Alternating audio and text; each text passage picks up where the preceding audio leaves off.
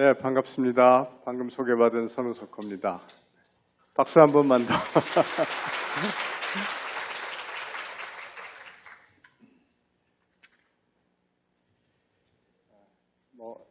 항상 하던 얘기니까 자연스럽게 생각나는 대로 진행하겠습니다. 앞에 우리 저 제목을 보면 M&A라고 영어가 있습니다. 그렇죠? 뭐의 약자라고 알고 오셨죠? Mergers and Acquisition. 그러니까 기업 둘이 합하는 게 mergers, 합병.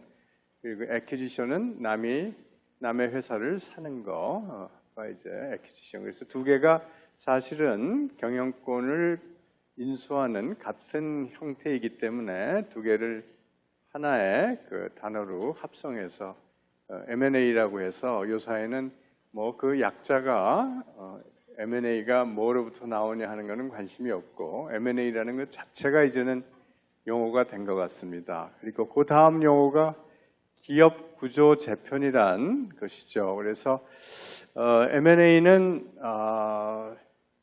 상당히 기업의 구조를 크게 바꾸죠. 최근에 우리 조금 뭐 언론 지면에도 많은 논란이 있었습니다만은 삼성물산하고 제일모직이 합병할 때 이런저런 얘기들이 많았죠. 그걸 통해서 두 개의 회사가 하나가 되고 지분이 바뀌고 사업 구조가 바뀌고 여러분들 재무상태표 옛날에는 대차대조표라고 하는 거 알고 계시죠? 여기 경영을 전공하지 않은 분들도 많이 와 계시라고 생각하는데 M&A가 일어나면 대차대조표의 차변과 대변의 내용이 아주 확 바뀝니다. 그렇죠? 그렇습니까? 그래서 기업의 자산의 구조 그리고 조달의 구조도 다 재편이 되는 그러한 의사결정이기 때문에 M&A는 이렇게 기업 구조 재편과 항상 이렇게 같이 간다 이렇게 생각해 주시면 되겠습니다. 그러면 오늘 왜 우리가 이렇게 비도 오고 다들 바쁘신데 이 주제로 만났는가 하는 것을 설명을 해드리도록 하겠습니다.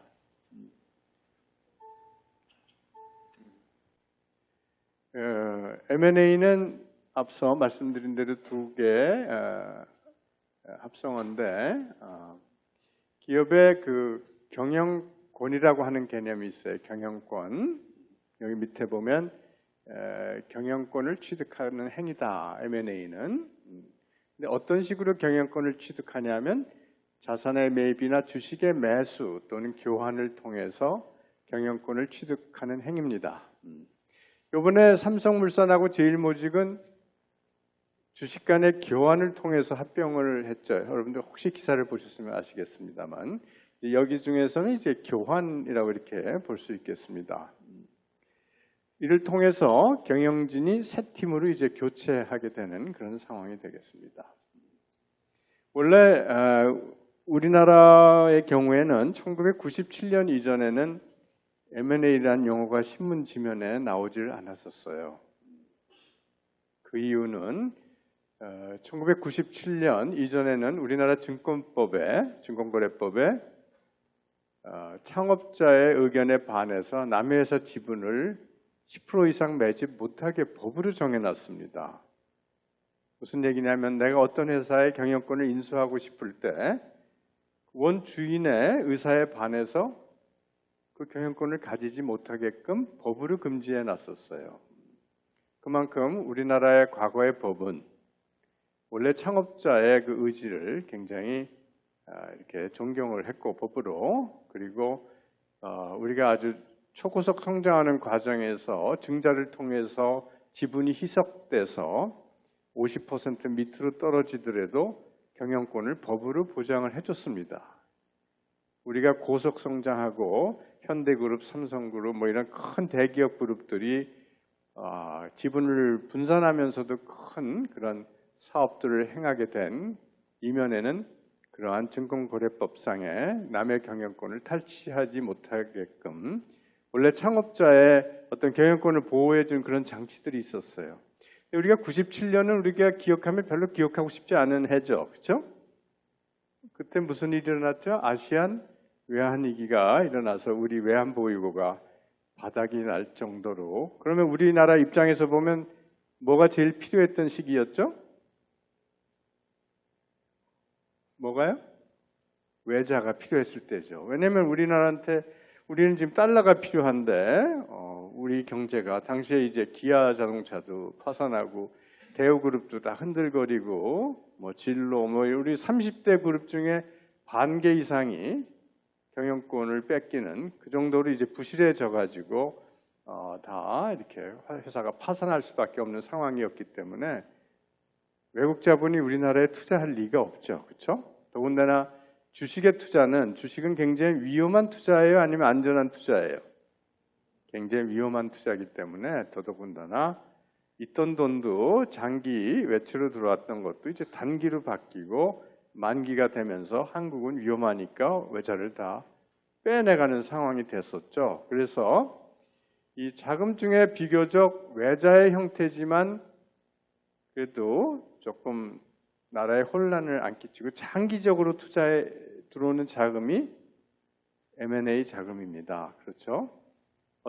요새 우리 먹튀 이런 논란도 있지만 적어도 들어와도 적어도 3년 내지 5년 있다가 가치가 올라오면 되팔고 나가는 것이죠. 우리 주식시장에 돈이 들어왔다가 내일 아침에 확 단추만 누르면 쫙 빠져나가는 그런 돈은 아니잖아요. 그렇죠? 그래서 M&A를 통한 해외 자본의 유입은 상당히 안정적이고 결국 자본도 들어오지만 함께 뭐가 들어옵니까? 회사를 경영하는 경영 노하우와 어떤 경우에는 자기들이 갖고 있는 각종 기술과 융합해서 여기 기업을 더 가치 있게 만들려면 기술도 더하고 시장도 개척하고 훌륭한 경영자도 데려와서 회사를 다시 재구축해야 되기 때문에 어떤 면에서는 우리가 한 단계 올라가는데 그런 M&A 시장의 개방은 꼭 필요한 거다 이렇게 판단할 수 있을까요? 네, 그렇게 판단을 했습니다. 그래서 97년에 증권거래법에 10% 이상 취득 제한 조치를 없앰으로 해서 법적으로 처음 우리나라도 내가 돈이 있고 내가 그 회사를 사서 더 잘 운영할 수 있다고 생각한다면 남의 회사의 경영권도 이제 노려볼 수 있다. 이런 식으로 시장의 환경이 바뀐 게 불과 97년이고 아직까지도 우리나라 기업끼리 그런 싸움은 허용하지만 외자가 들어와서 싸우는 거는 우리 국민 정서에 안 맞기 때문에 아직도 그렇게 외국 자본들이 우리나라에 와서 경영권을 탈취한다. 우리나라에서 제일 좋은 기업이 뭐예요? 예를 들어서 삼성전자, 현대자동차 같은 거죠.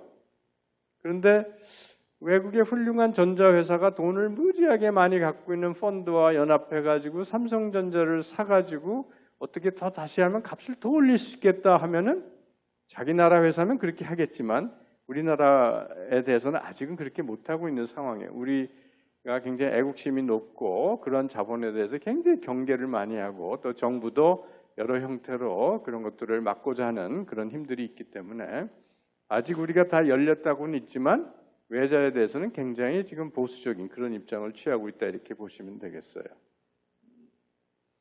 그리고 한편 이제 기업의 입장에서 보면은 여러분들 한번 기업을 한번 생각해 보세요. 기업이 이렇게 가만히 있지는 않죠. 어떤 기업도 올해 매출을 10년 후에도 유지하겠다 그런 기업은 별로 없죠.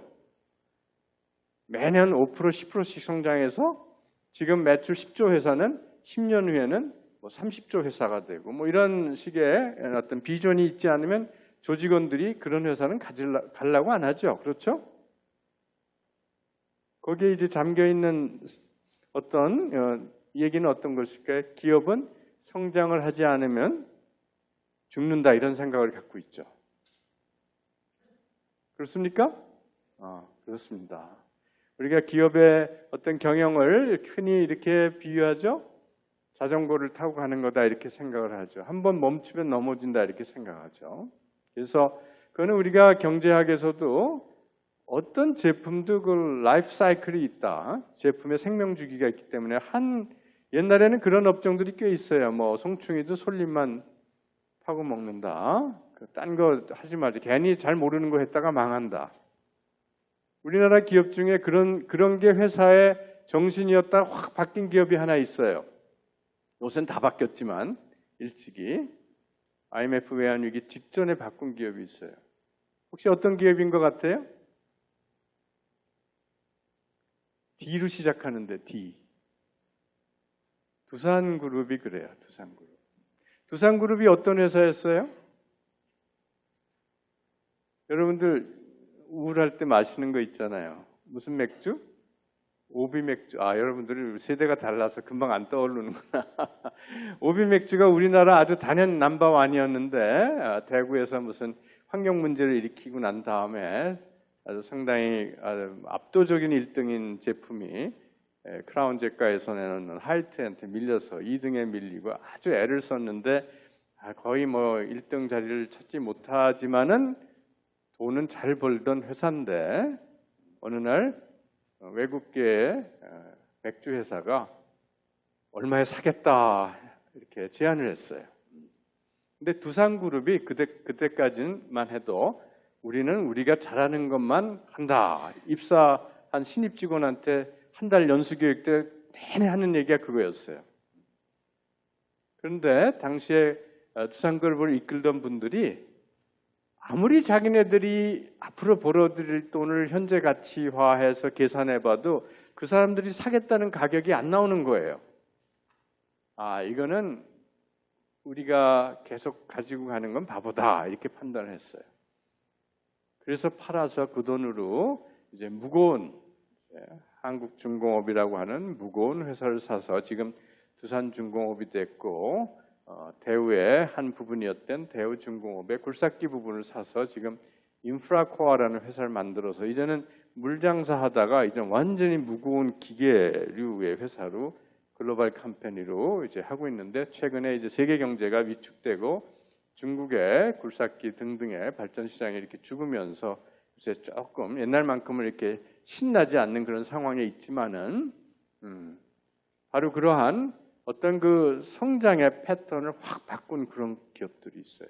그러니까 기업이 이렇게 성장을 할 때 두 가지 방법이 있어요. 여러분들이 창업자라고 해요. 뭐 너무나 잘 됐어. 그러면 어떤 분은 그래. 회사가 너무 크면 골치 아파. 난 매출 100억 정도만 하고 이익이 10억 나면 그 정도에서 스탑하고 편하게 지내고 직원 대소사도 다 알면서 가족처럼 지내는 정도로만 회사를 키우겠어 하는 분도 있죠. 그렇죠? 근데 100억은 조금 그러니까 한 1000억까지 중견기업까지만 키우겠다 그런 분도 있고 또 어떤 분들은 기업은 내 거가 아니고 이 사회의 것인데 내가 단지 운이 좋아서 창업을 했고 이걸 세계적인 기업을 만들어서 우리 국가나 고용의 창출도 하고 뭐 여러 가지 그런 도움이 되는 기업을 만들겠다고 생각하는 분들도 있죠. 그렇죠? 그래서 너무 잘해요. 그러면 어떻게 해요? 한 가지 사업하다가 다른 사업하다가 그래서 요새 사업을 어떤 회사를 큰 회사 보면 어떻게 돼 있어요? 어떤 하나의 사업만 하지는 않죠. 사업부가 여러 개 있죠. 1사업부, 2사업부, 그게 비교적 관련돼 있지만 상당히 관련이 안 돼 있는 사업도 하는 경우가 있어요. 우리 삼성전자 한번 생각해 보세요. 삼성전자에 뭐 가전도 있죠. 세탁기도 만들죠. 통신도 하죠. 모바일폰도 하죠. 또 테크놀로지만 관리하는 부서도 있죠. 여러 부서들이 있지만 관련은 있지만 따로 떼어내도 다른다라는 게 다 각각의 한 회사들끼리잖아요. 그렇죠? 그런 식으로 이렇게 구성하는 방식도 있고 어떤 사람들은 지주회사를 세워서 이젠 나는 그냥 자본가가 될래. 그래서 그냥 회사를 사서 좋은 회사 사서 자기 밑에 이렇게 두는 지주회사 체제로 갈 수도 있고 또 어떤 사람들은 내가 새로운 사업을 가는 데는 여력이 없어. 이제는 내가 업종을 한 3개 정도 이상은 못하겠어. 그러면 돈만 쌓이죠. 어떻게 해요, 그 돈? 그러면 배당을 다 하든가, 선택은 2개예요. 배당을 다 하든가, 배당을 했을 때 주주들이 만족하는 것 이상으로 내가 다른 돈을 가지고 사업을 해서 소위 펀드식으로 회사를 하나 더 만들어서 거기서 기존에 자기가 하던 어떤 업종하고 관계없는 새로운 사업을 막 키우는 거기서 사고 팔고 막 그런 식으로 해서 전 세계에 어떤 사업 기회, 소위 M&A 사업 기회를 찾아서 기업을 키우는 대표적인 기업이 어떤 기업이 있죠? 미국의 제너럴 일렉트릭 같은 회사가 그런 회사입니다.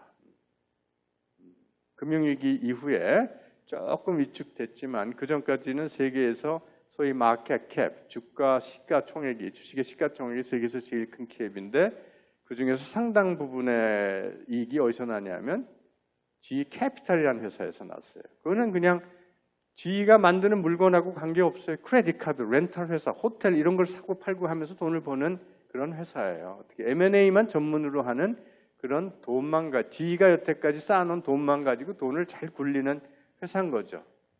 주주가 보기에도 나한테 배당 줘서 나 골치 아프게 어디 투자할까 이런 거 고민하게 만들지 말고 니들이 잘 벌어서 나한테 배당을 많이 해줘 이런 식의 합의가 돼서 그렇게 하는 것이죠. 따라서 지금 기업이 성장은 해야 되고 성장하는 방법이 하나는 과거의 전통적인 방법 그거를 우리가 오게닉 그로스라고 합니다. 여러분들이 경영 전략 같은 거 배우면 유기적 성장이란 말을 배워요. 오게닉 그로스. 그리고 이것처럼 오게닉 그로스는 뭐냐면 우리가 어느 신사업 들어가 그럼 어떻게 하죠? 제일 먼저 어떻게 해요? 얼만큼 돈이 필요하지? 그 사업 하려면 제일 먼저 사는 게 뭐예요? 제조라고 하면 어떻게 하죠? 어디다 공장을 짓지? 땅을 사거나 리스하거나 그리고 건물 짓고 설비 넣고 운전자금 가지고 사람 뽑아가지고 처음 물건 시제품 만들고 이런 과정을 겪는 시행착오를 겪으면서 물건 나올 때까지 3, 4년씩 기다리는 이런 과정을 겪어서 국내에서 만들고 해외로 점점적으로 이렇게 하는 그러한 식의 전통적인 사업 확장 방식을 우리가 뭐라고 한다고요? 유기적 성장 방식이다. 근데 M&A는 어때요? 그냥 그거를 잘하는 회사를 조금 돈을 더 주고 사는 거예요. 그럼 어떤 이점이 있을까요? 굉장히 많은 지식을 얻죠. 그렇죠? 우리가 처음에 하는 경우에는 굉장히 이렇게 시행착오도 많지만 특히 또 우리가 다른 나라에서 어떤 사업을 하려고 할 경우에는 그 나라의 문화도 다르고 여러 여건이 다르기 때문에 우리가 나가서 성공할 확률이 굉장히 적어요. 그러나 우리가 그 나라의 그 분야에서 1, 2등, 3, 4등 하는 회사를 사면은 물론 프리미엄을 주고 사야 되지만 굉장히 빨리 그 좋은 사업을 시작할 수 있다는 장점이 있어요. 여태까지 삼성이나 이런 우리나라의 큰 이런 그룹들은 비교적 그 유기적 방법으로 했을까요? M&A 같은 비유기적인 방법으로 성장을 해왔을까요? 삼성 이런 데는 조금 비유기적인 방법이 많았죠. 그렇죠?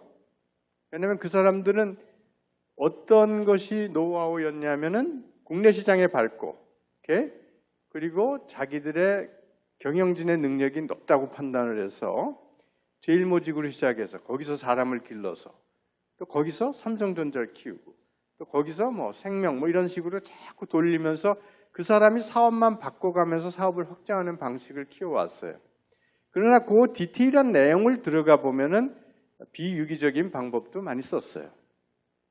예를 들어서 삼성전자가 초기에 반도체를 하기로 했는데 기술이 있었어요, 없었어요?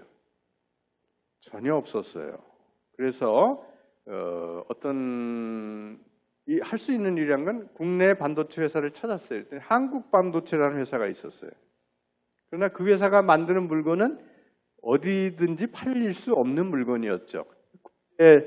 기술 수준하고는 너무나 격차가 떨어졌기 때문에. 그래서 이병철 씨가 우리가 일본이 만드는 그런 고가품의 반도체를 만들자고 했을 때 일본 기업이든 미국 기업이든 아무도 기술을 안 줬어요. 그런데 미국에 있는 어떤 회사가 매뉴얼은 내가 다 줄 테니까 니들이 가져가서 알아서 공부해서 하려면 하고 말려면 말어. 그 사람들이 준 이유는 가져가 봐야 니들이 알 수 있겠냐. 알고 만들어 봐야 우리는 벌써 저 앞에 있는데 그거 만들어 봐야 그래도 돈을 듬뿍 준다니까 받아와서 그거를 누가 해석을 했을까요? 한국 반도체에서 일하고 있던 우리나라 공과대학 나오고 미래에 우리 반도체 산업을 하겠다고 아주 그냥 열정을 갖고 있던 젊은이들이 그걸 다 밤새 읽어가지고 굉장히 빠른 시간 내에 우리가 첫 번째 비메모리 반도체를 만들게 됐습니다. 메모리 반도체를. 바로 그런 것들이 전반적으로는 유기적인 성장이지만 그런 핵심적인 시점에서는 그런 비유기적인 성장을, 또 통신도 한국전자통신이라고 하는 우리나라 최초의 전자교환기 사업을 했던 회사를 인수해가지고 또 통신을 시작을 했습니다. 그러니까 큰 틀은 유기적이지만 또 그런 중요한 시점에서는 비유기적인 어떤 M&A를 통해서 오늘날의 삼성이 존재하는 것이다, 이렇게 볼 수 있겠습니다. 아마 여기 이제 경영학과, 경제학 또 일반 시민들도 많이 와 계시는 걸로 알고 있는데, 그 M&A 하면은 사실 이런 생각이 들어요. 제가 이제 외국에서 뭐 MBA라는 공부를 했는데, 이제 끝날 때 이제 자기가 어디 갈까 이렇게 하는데, 저희 때는 많은 학생들이 제일 넘버원이 IB를 가겠다고요. IB, 투자은행. 우리 은행 하면은 보통 상업은행 생각하잖아요. 그렇죠? 상업은행은 뭐예요? 예금 받아서 대출 주는 예대마진이 주요 사업인 그런 형태죠. 투자은행은 뭐예요? 기업들이 자금 조달할 때 뭐 IPO라고 신규 상장할 때 그 돈을 마련해서 주고, 그다음에 M&A 같은 거 할 때 그런 걸 주선해 가지고 수수료를 받는. 근데 M&A가 제가 졸업할 때 아주 오래전 얘기지만 만 해도 전체 볼륨의 2 내지 3%의 수수료를 받았어요. 그러면 1조 정도의 딜이면 얼마 들어와요? 300억 들어와요. 그러니까 두세 명이 6개월 일하고 300억 들어온다고 생각해 보세요. 엄청나게 1인당 수익이 높은 사업이죠. 그러니까 아주 MBA 스쿨에서 미국의 탑 5나 10 MBA 스쿨 중에서 아주 공부 잘하는 학생들은 IB, 그 다음은 컨설팅, 그 다음에 뭐 캘리포니아 벤처 가고 뭐 이랬는데, 지금 이제 벤처를 제일 먼저 가는 것 같아요. 요새는. 또 변호사들도 마찬가지예요. 변호사도 M&A 자문 리갈 서비스가 제일 돈을 많이 벌어요.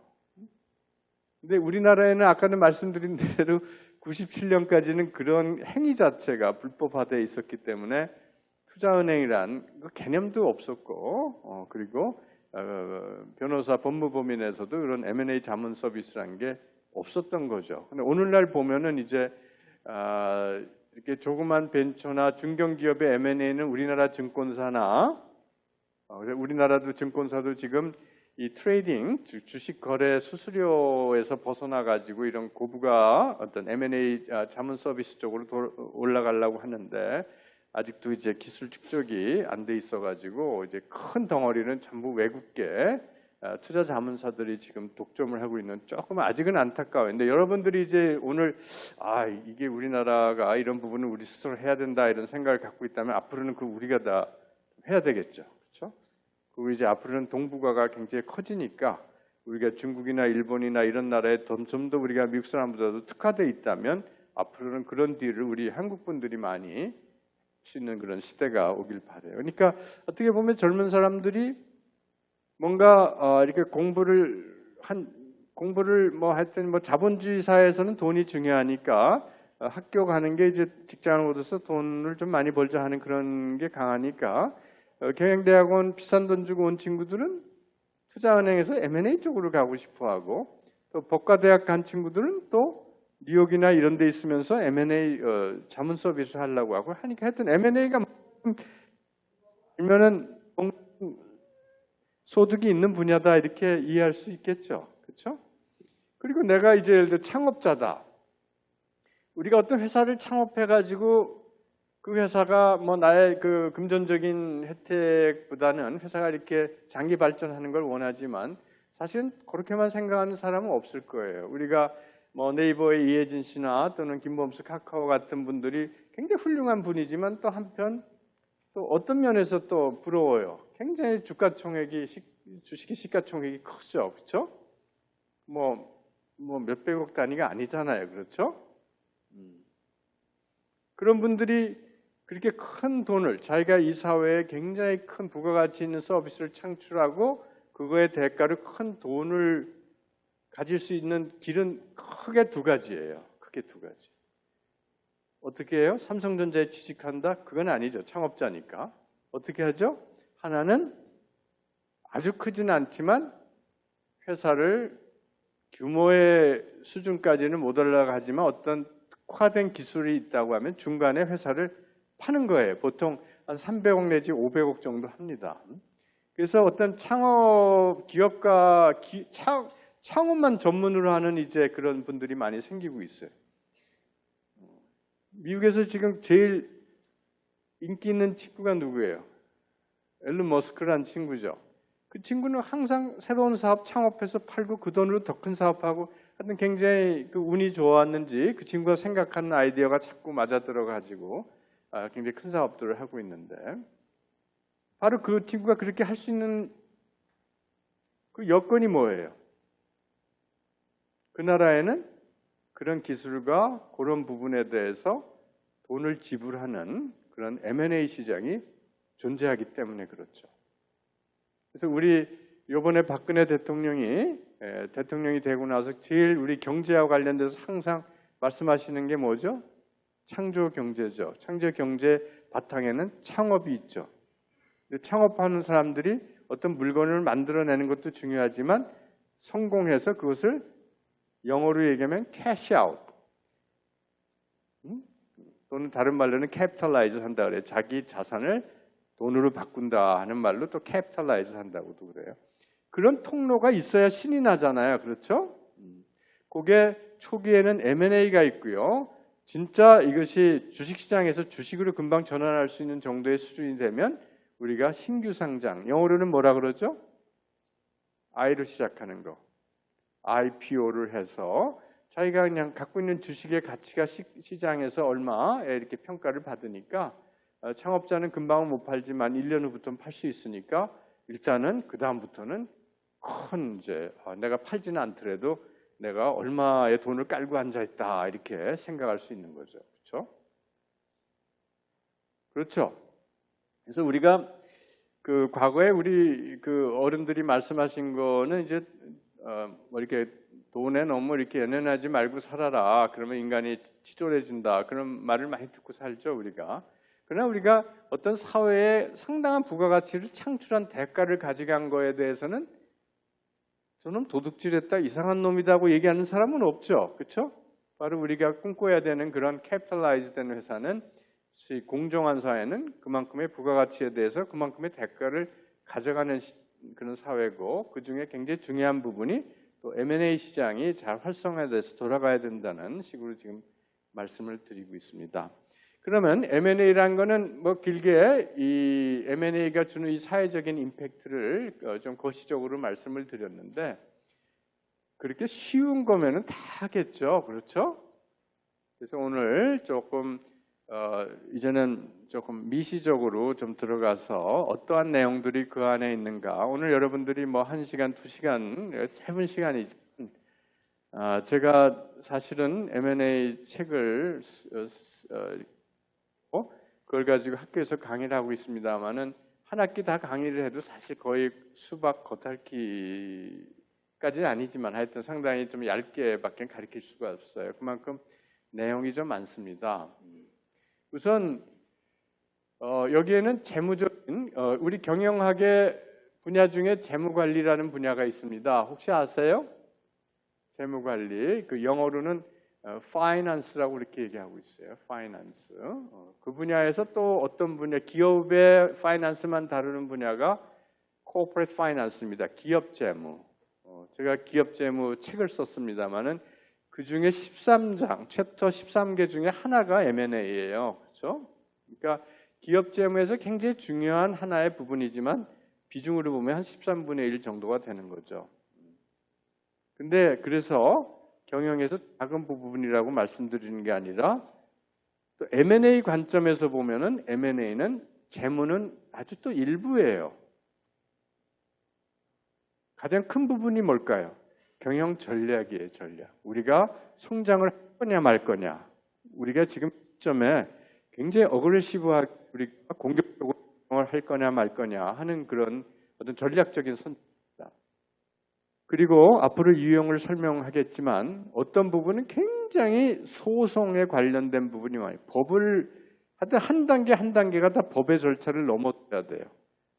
그래서 아까도 법률 서비스에 대한 자문료를 많이, 변호사들이 어떻게 돈을 이렇게 건당 뭐 성공보수 이렇게 하나요? 그렇지 않죠. 시간당 차지하죠. 그만큼 변호사들의 이 시간을 많이 뺏는 일들입니다. 그만큼 일이 많아요. 우리가 인수계약서 하나 쓸 때도 이렇게 두껍습니다. 참 읽어도 무슨 얘기인지. 변호사들은 또 보통 사람이 읽으면 모르게 쓰잖아요. 그렇죠? 그래서 꼭 변호사를 고용을 해야 돼요. 어떤 말은 우리가 일반 용어고 어떤 거는 또 변호사들이 법적으로 유효한 그런 용어가 있어서 우리가 괜히 우리식으로 이해했다고는 아주 큰일 나는 그런 경우가 많아서 꼭 변호사를 고용을 해야 됩니다. 그만큼 지금 벌써 M&A 하면 뭐가 관련됐어요? 재무가 관련됐죠. 두 번째 전략이 관련됐죠. 우리 법이 관련됐죠. 또 뭐가 관련될까요? 공정거래 이런 것도 관련이 되고, 그 다음에 시장 경쟁 부분, 그리고 회계도 우리가 아까 재무 구조가 다 바뀌죠. 자산 구조가 다 바뀌죠. 회계도 바뀌죠. 또 세무 문제도 많이 발생하고, 또 한 가지 또 어떤 부분이 다를까요? A라는 회사하고 B라는 회사가 이렇게 한 회사가 됐어요. 우리 한 회사 됐으니까 내일부터 잘 지내 뭐 이렇게 됩니까? 우리 외환은행하고 지금 하나은행이 합병했는데 9월 1일부터 이제 합병했는데 조금 불편할 거예요. 그렇죠? 그래서 힘겨루기 싸움하죠. 여러분들이 남녀간에 그렇게 사랑하다 결혼해도 결혼하는 날부터 싸우죠. 시어머니한테 잘해줘야 돼, 친정어머니한테 잘해줘야지 이런 식으로 해서 뭐 비슷한 문화가 다른 두 사람도 아니고 수만 명의 목숨이 어떤 뭐라고 하면 자기 직장이 달린 그 일인데 저쪽이 점령군이 되면은 나는 잘릴 때 우선적으로 잘릴 수도 있다 이런 피해 의식이 있다면 굉장히 우울해지겠죠, 그렇죠? 그러면 열심히 일할까요? 열심히 일 안 하죠. 그러면 우리가 M&A 했을 때 얻으려고 했던 효과가 일어나지 않습니다. 그래서 이런 그 인사 조직 행동 측면에서의 내용들이 또 굉장히 많아요. 그래서 벌써 M&A 하면은 이 경영학의 상당 부분과 법과 세무 이런 것까지를 다 포괄적으로 알지 않으면, 그래서 여러분들이 이제 회사로 보면 그럼 여러분들이 회사에 들어간다면 M&A의 기능은 어디 들어가 있는가 한번 생각해 보세요. 본사에 M&A 팀이 있습니다. 본사에 전략과 연계돼서 그러면 그리고 각 사업부에 M&A 분담은 아니지만 M&A가 일어났을 때 관련돼서 차출될 수 있는 일들이 각각 있습니다. 그리고 증권사에 M&A 팀들이 다 있죠. 그 다음에 회계법인에 M&A 팀들이 다 있죠.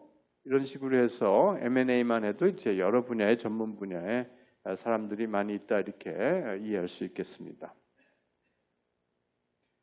우리가 경영권을 인수하는 행위 이렇게 말씀드렸는데 경영권을 인수하는 행위 중에 우리가 그걸 영어로는 이제 기업 인수를 take over다 이렇게도 표현합니다. take over. take 아시죠? T-A-K 그 over, take over를 이제 기업 인수라고 하는데 M&A는 그 중에 한 형태가 되겠습니다.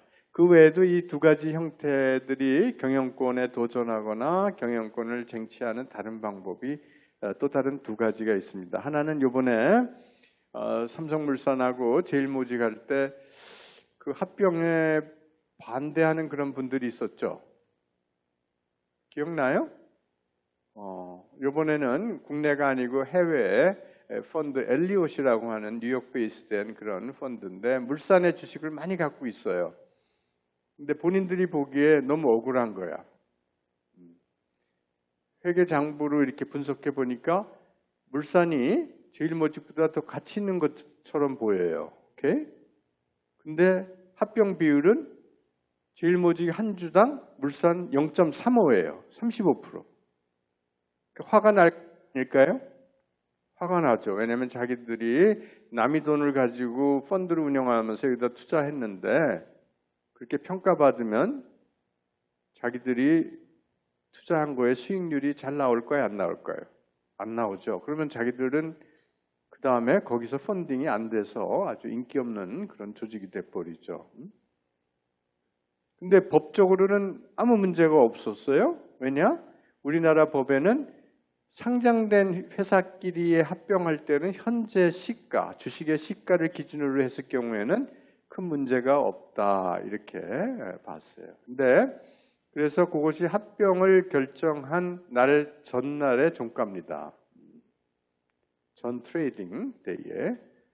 근데 이제 조금 이제 이 사람들이 왜 그러면 어떤 근거에서 공교가 했냐 하면 물산은 9만 원에서 쭉 5만 원까지 떨어지고 있었고 모직은 여기서 딱 이렇게 올라간 피크고 바닥일 때 딱 비교한 거예요. 그렇죠? 그러니까 의심을 하는 거죠. 아, 이게 뒤에서 말이야 시세 조정을 좀 하지 않았겠느냐 등등. 그리고 어떻게 그렇게 최고로 나쁜 날을 골라가지고 물산의 입장에서 보면 불법은 아닌데 좀 이상하다 이렇게 된 거죠. 그래서 제일 그 지분을 많이 갖고 있는 바깥 세력이 누구죠? 국민연금이에요. 그래서 국민연금은 이제 물산을 많이 갖고 있고 이제 제일모직을 상대적으로 적게 갖고 있으니까 이제 국민연금이 이제 거기에 동조를 해줄 거로 판단했죠. 왜냐하면 외국의 기준으로 보면은 연금기관은 뭐가 제일 겁는 거예요? 자기가 투자한 자산의 가치가 떨어지는 거는 굉장히 싫죠. 왜냐면 그거 모아가지고 나중에 연금 줘야 되는데. 그래서 국민연금이 엘리엇의 의견에 동조해서 이제 반대할 거로 했는데, 이게 외국계가 나서서 까부는데 우리나라 이 대표적인 연금기관이 거기에 동조해서 우리나라의 일대 기업을 공격한다, 잘못한다 이렇게 됐을 경우에 어떤 어려움들이 있었을 거예요. 아마 지금 그런 뭐 여러 가지의 복잡한 상황으로 인해 가지고 이번에 국민연금이 그냥 조용히 가만히 합의를 하는 쪽으로 그렇게 끝났어요. 그래서 많은 경제적 손실을 봤어요, 국민연금이. 그러나 이제 앞으로 이제 물산이 잘해서 그것을 메이크업 해줄 수 있는 그런 노력은 해야 되겠죠. 근데 문제는 뭐냐면 외국계 투자자들이 한국을 보는 눈이 싸늘해졌다는 거예요. 한국은 기업은 좋은데 주주한테 돈을 안 돌려주는구나 이런 인식들이 강하게 작용을 했어요 이번에. 그리고 현대자동차가 우리나라의 또 대표적인 기업이죠. 또 어떤 일이 있었어요? 현대자동차가 10조가 넘는 돈을 그냥 강남에 땅을 샀어요. 그리고 세금도 막 1조 내야 되고 앞으로 개발하는데 5, 6조 더 들어가서 거의 세계적인 회사 한 10몇 개 살 돈을 땅 사는 데 다 썼어요. 그것도 아주 적법한 아주 오랫동안의 고민과 이런 것이 아니라 지분 3 내지 5% 갖고 있는 오너의 그냥 결정이라고 이렇게 판단한 거예요. 이것도 주주의 이익을 엄청 침해했다고 생각하죠. 왜냐하면 그거 사지 말라고 외국계 투자자들은 계속 항의. 그래서 우리나라 대표 두 기업이 해외 투자자들, 특히 해외 연금기관들이 보기에 야, 그래도 이제는 한국도 많이 투명해졌다고 이렇게 생각했는데 까보니까 이게 참 걱정스럽다. 그래서 최근에 아주 외국계 돈이 많이 빠져나갔죠. 오비락인지 모르지만 우리가 이제는 이런 M&A에 관련된 것도 국내적인 시각뿐만이 아니라 어떤 국제적인 시각에서의 어떤 그 합당성을 같이 찾아가면서 가야 되는 그런 상황인 것 같습니다. 바로 이번에 그렇게 주총에서 어떤 사안에 대해서 합병을 하냐 마냐 이런 중요한 사안에 대해서 경영진을 공격하거나 또는 옛날에 하나로 통신처럼 주총에서 경영권을 쟁취하는 그런 행위를 우리가 위임장 경쟁이라고 합니다. 즉 자기가 50% 일주를 가지고 경영권을 쟁취하는 것이 아니고 자기는 5 내지 8% 정도 갖고 있으면서 다른 소액 투자자의 동의를 위임장을 받아서 아주 대다수의 표결 싸움에서 이기는 그런 이겨서 자기의 의지를 통과시키고자 하는 게 위임장 경쟁입니다. 또 다른 방법은 아예 이 상장을 폐지하는 목적을 회사의 지분을 100% 사는 그런 행위를 우리가 바이아웃이라고 이렇게 얘기해요. 최근에 큰 딜 하나가 성사됐죠. 슈퍼마켓 중에 큰 거, 우리나라 세 번째로 큰 거 홈플러스라는 거 혹시 아세요? 굉장히 지방에도 많고 굉장히 크죠. 근데 얼마에 팔렸다 그래요? 4천억? 7조 얼마에 팔렸다고 그러죠. 7조면 굉장히 큰 돈 아니에요? 그렇죠? 100% 지분입니다. 100% 지분. 그런 회사는 상장할 수가 없어요. 왜냐하면 시중에 유통되는 주식이 없으니까. 그렇죠? 상장을 안 하면 어떤 혜택이 있어요? 우리가 일반 투자자들로부터 돈을 모으지 않기 때문에 뭐 여러 가지 사항을 공시할 의무가 없어요. 자기 마음대로 회사를 쥐었다 폈다 할 수 있어요. 그렇죠? 그래서 회사를 구조조정을 많이 하고 이런 내용, 그런 걸 통해서 회사의 가치를 창출하려고 하는 방법 중에 하나가 그럼 바이아웃이 합니다. 바이아웃, 전량 매입이라고, 주식 지분을 전량 매입하는 행위를 영어로는 바이아웃이라고 이렇게 얘기를 합니다. 왜냐하면 그것도 똑같이 M&A처럼 지분을 사는 거지만 이렇게 다르게 분류하는 이유는 그 목표가 다르기 때문에 그래요. 다른 거는 되게 전략적인 M&A입니다. 전략적이란 건 뭐예요? 둘이 합쳐서 어떤 새로운 가치를 창출하고자 하는 그런 거죠. 그렇죠? 그걸 영어로 뭐라고 그러죠? 1 더하기 1이 2가 아니고 3이 되는 추가적인 뭐라 그러죠? 시너지라고 그러죠. 시너지. 오케이. 그래서 M&A는 대부분 어떤 시너지 또는 너무 가격이 있어서 그런 언더밸류되어 있는 기회를 노려서 어떤 재무적인 어떤 소득을 올리려고 하는 그런 경우 여러 가지 모티브가 있지만 기본적으로는 그 시너지가 바탕에 깔려 있습니다. 이거는 기본적으로 상장을 폐지해서 개인 기업화한 다음에 그것을 이제 완전히 재구축해가지고 회사를 막 뒤바꾸려고 할 때 그런 방법을 쓰죠. 그래서 이 합병 매수는 이제 여러 형태가 있어요. 가장 흔한 게 흡수합병이죠. 흡수합병. 그리고 가장 쉬운 방법이 수평적인 합병입니다. 수평적인 합병은 공정업종 간의 합병이에요. 그렇죠? 만일 이마트가 홈플러스를 이번에 샀다고 하면 그런 건 수평적 합병이라고 그래요. 그렇죠? 은행이 은행을 샀다. 수평적 합병입니다. 우리 은행에 있어서 가장 큰 최근의 이슈가 뭐예요? 은행이 뭐가 나빠서 가장 고민이에요? 혹시 은행에 관심 있어요? 수익성이에요. 수익성. ROA도 많이 낮아지고 ROE도 낮아져서 그러면 어떻게 수익성을 올릴 수 있어요? 합병하면 수익성을 올릴 수 있어요? 여기 얘기한 수평적 합병. 올릴 수 있다고 생각하니까 합병했겠죠? 그렇죠? 방법은 어떤 거예요? 합병함으로써 우선 전산 시스템이 각각 2개씩 있다가 하나로 되죠. 전산은 뭐 이렇게 용량만 조금 더 넣으면 고객 2배는 얼마든지 수용하죠. 전산실의 비용이 1년에 은행들이 한 500억 이상 듭니다. 그럼 그걸 10년치로 감안하면 합병을 통해서 그냥 5천억 이상이 그냥 절약이 되죠. 그 다음에 지역 간의 지점이 같은 동네에 지점이 하나씩 있었으면 하나만 만들면 되죠. 그러면 직원들은 합병을 좋아할까요? 싫어할까요? 좋아할 리가 없죠. 그렇죠? 우선 합병해서 사람을 줄이면 자기가 또 구조조정 대상이 돼서 싫고 대상이 안 돼도 옛날보다 일을 더 많이 해야 되죠. 그렇죠? 대신에 어떤 장점이 있냐면 우리가 그런 절약을 통해서 돈이 조금 쌓이겠죠. 그렇죠? 그 돈을 더 부가가치가 높은 사업에 투자해서 직원들을 더 훈련시켜서 고부가치 그런 사업을 위한 그런 새로운 사업에 투입을 할 수 있죠.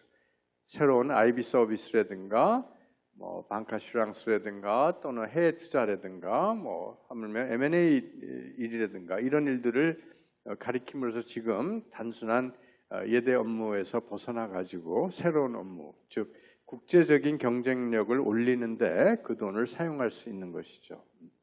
문제는 우리가 다른 나라에 비해서 뒤처졌느냐 안 처졌느냐의 기준에서 판단을 해야 돼요. 그렇죠? 무조건 반대하다가 다 공멸하면 우리가 다 잃잖아요. 그렇죠?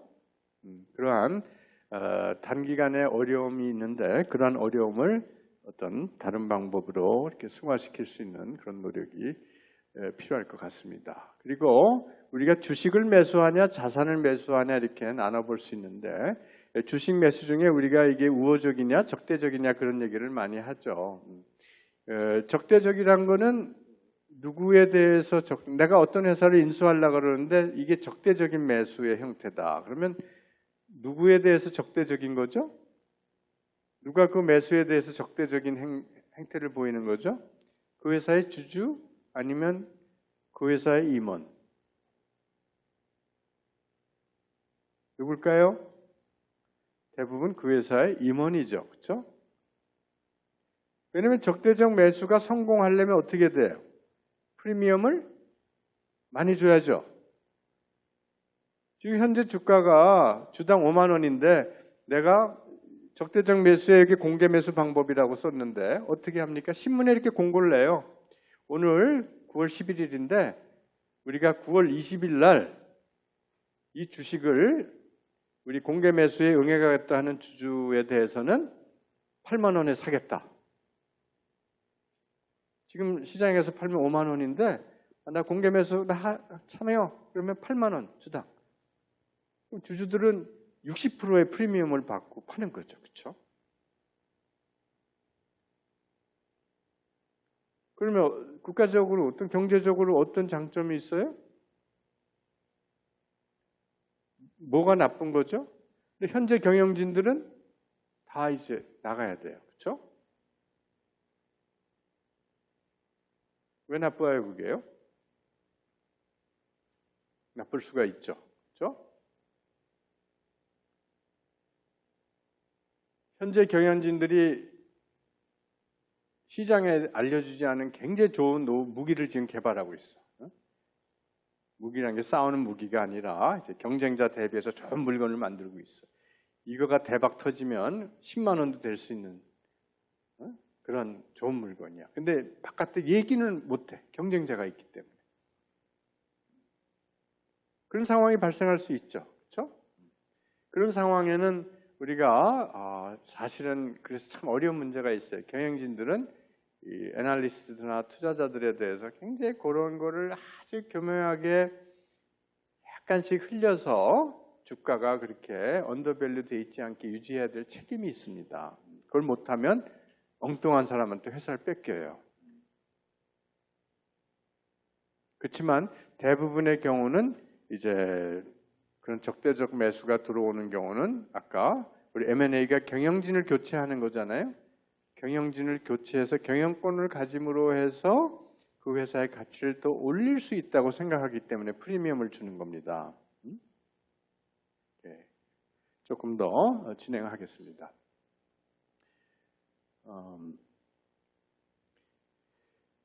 조금 마이크로하게 들어가는데 중요한 내용만 이렇게 쭉 한번 보시면 뭐 M&A는 어떤 절차로 이루어지나 하는 게 용어가 조금 익숙치 않은 용어들이 있을 거예요. 여기 LOI 뭐 이런 우리가 너희 회사를 인수하려고 하는 그런 의지가 있다. 또 우리도 너희한테 팔 의지가 있다 하는 아주 그냥 신사협정 같은 걸 LOI라고 합니다. 약자는 letter예요. letter, 편지.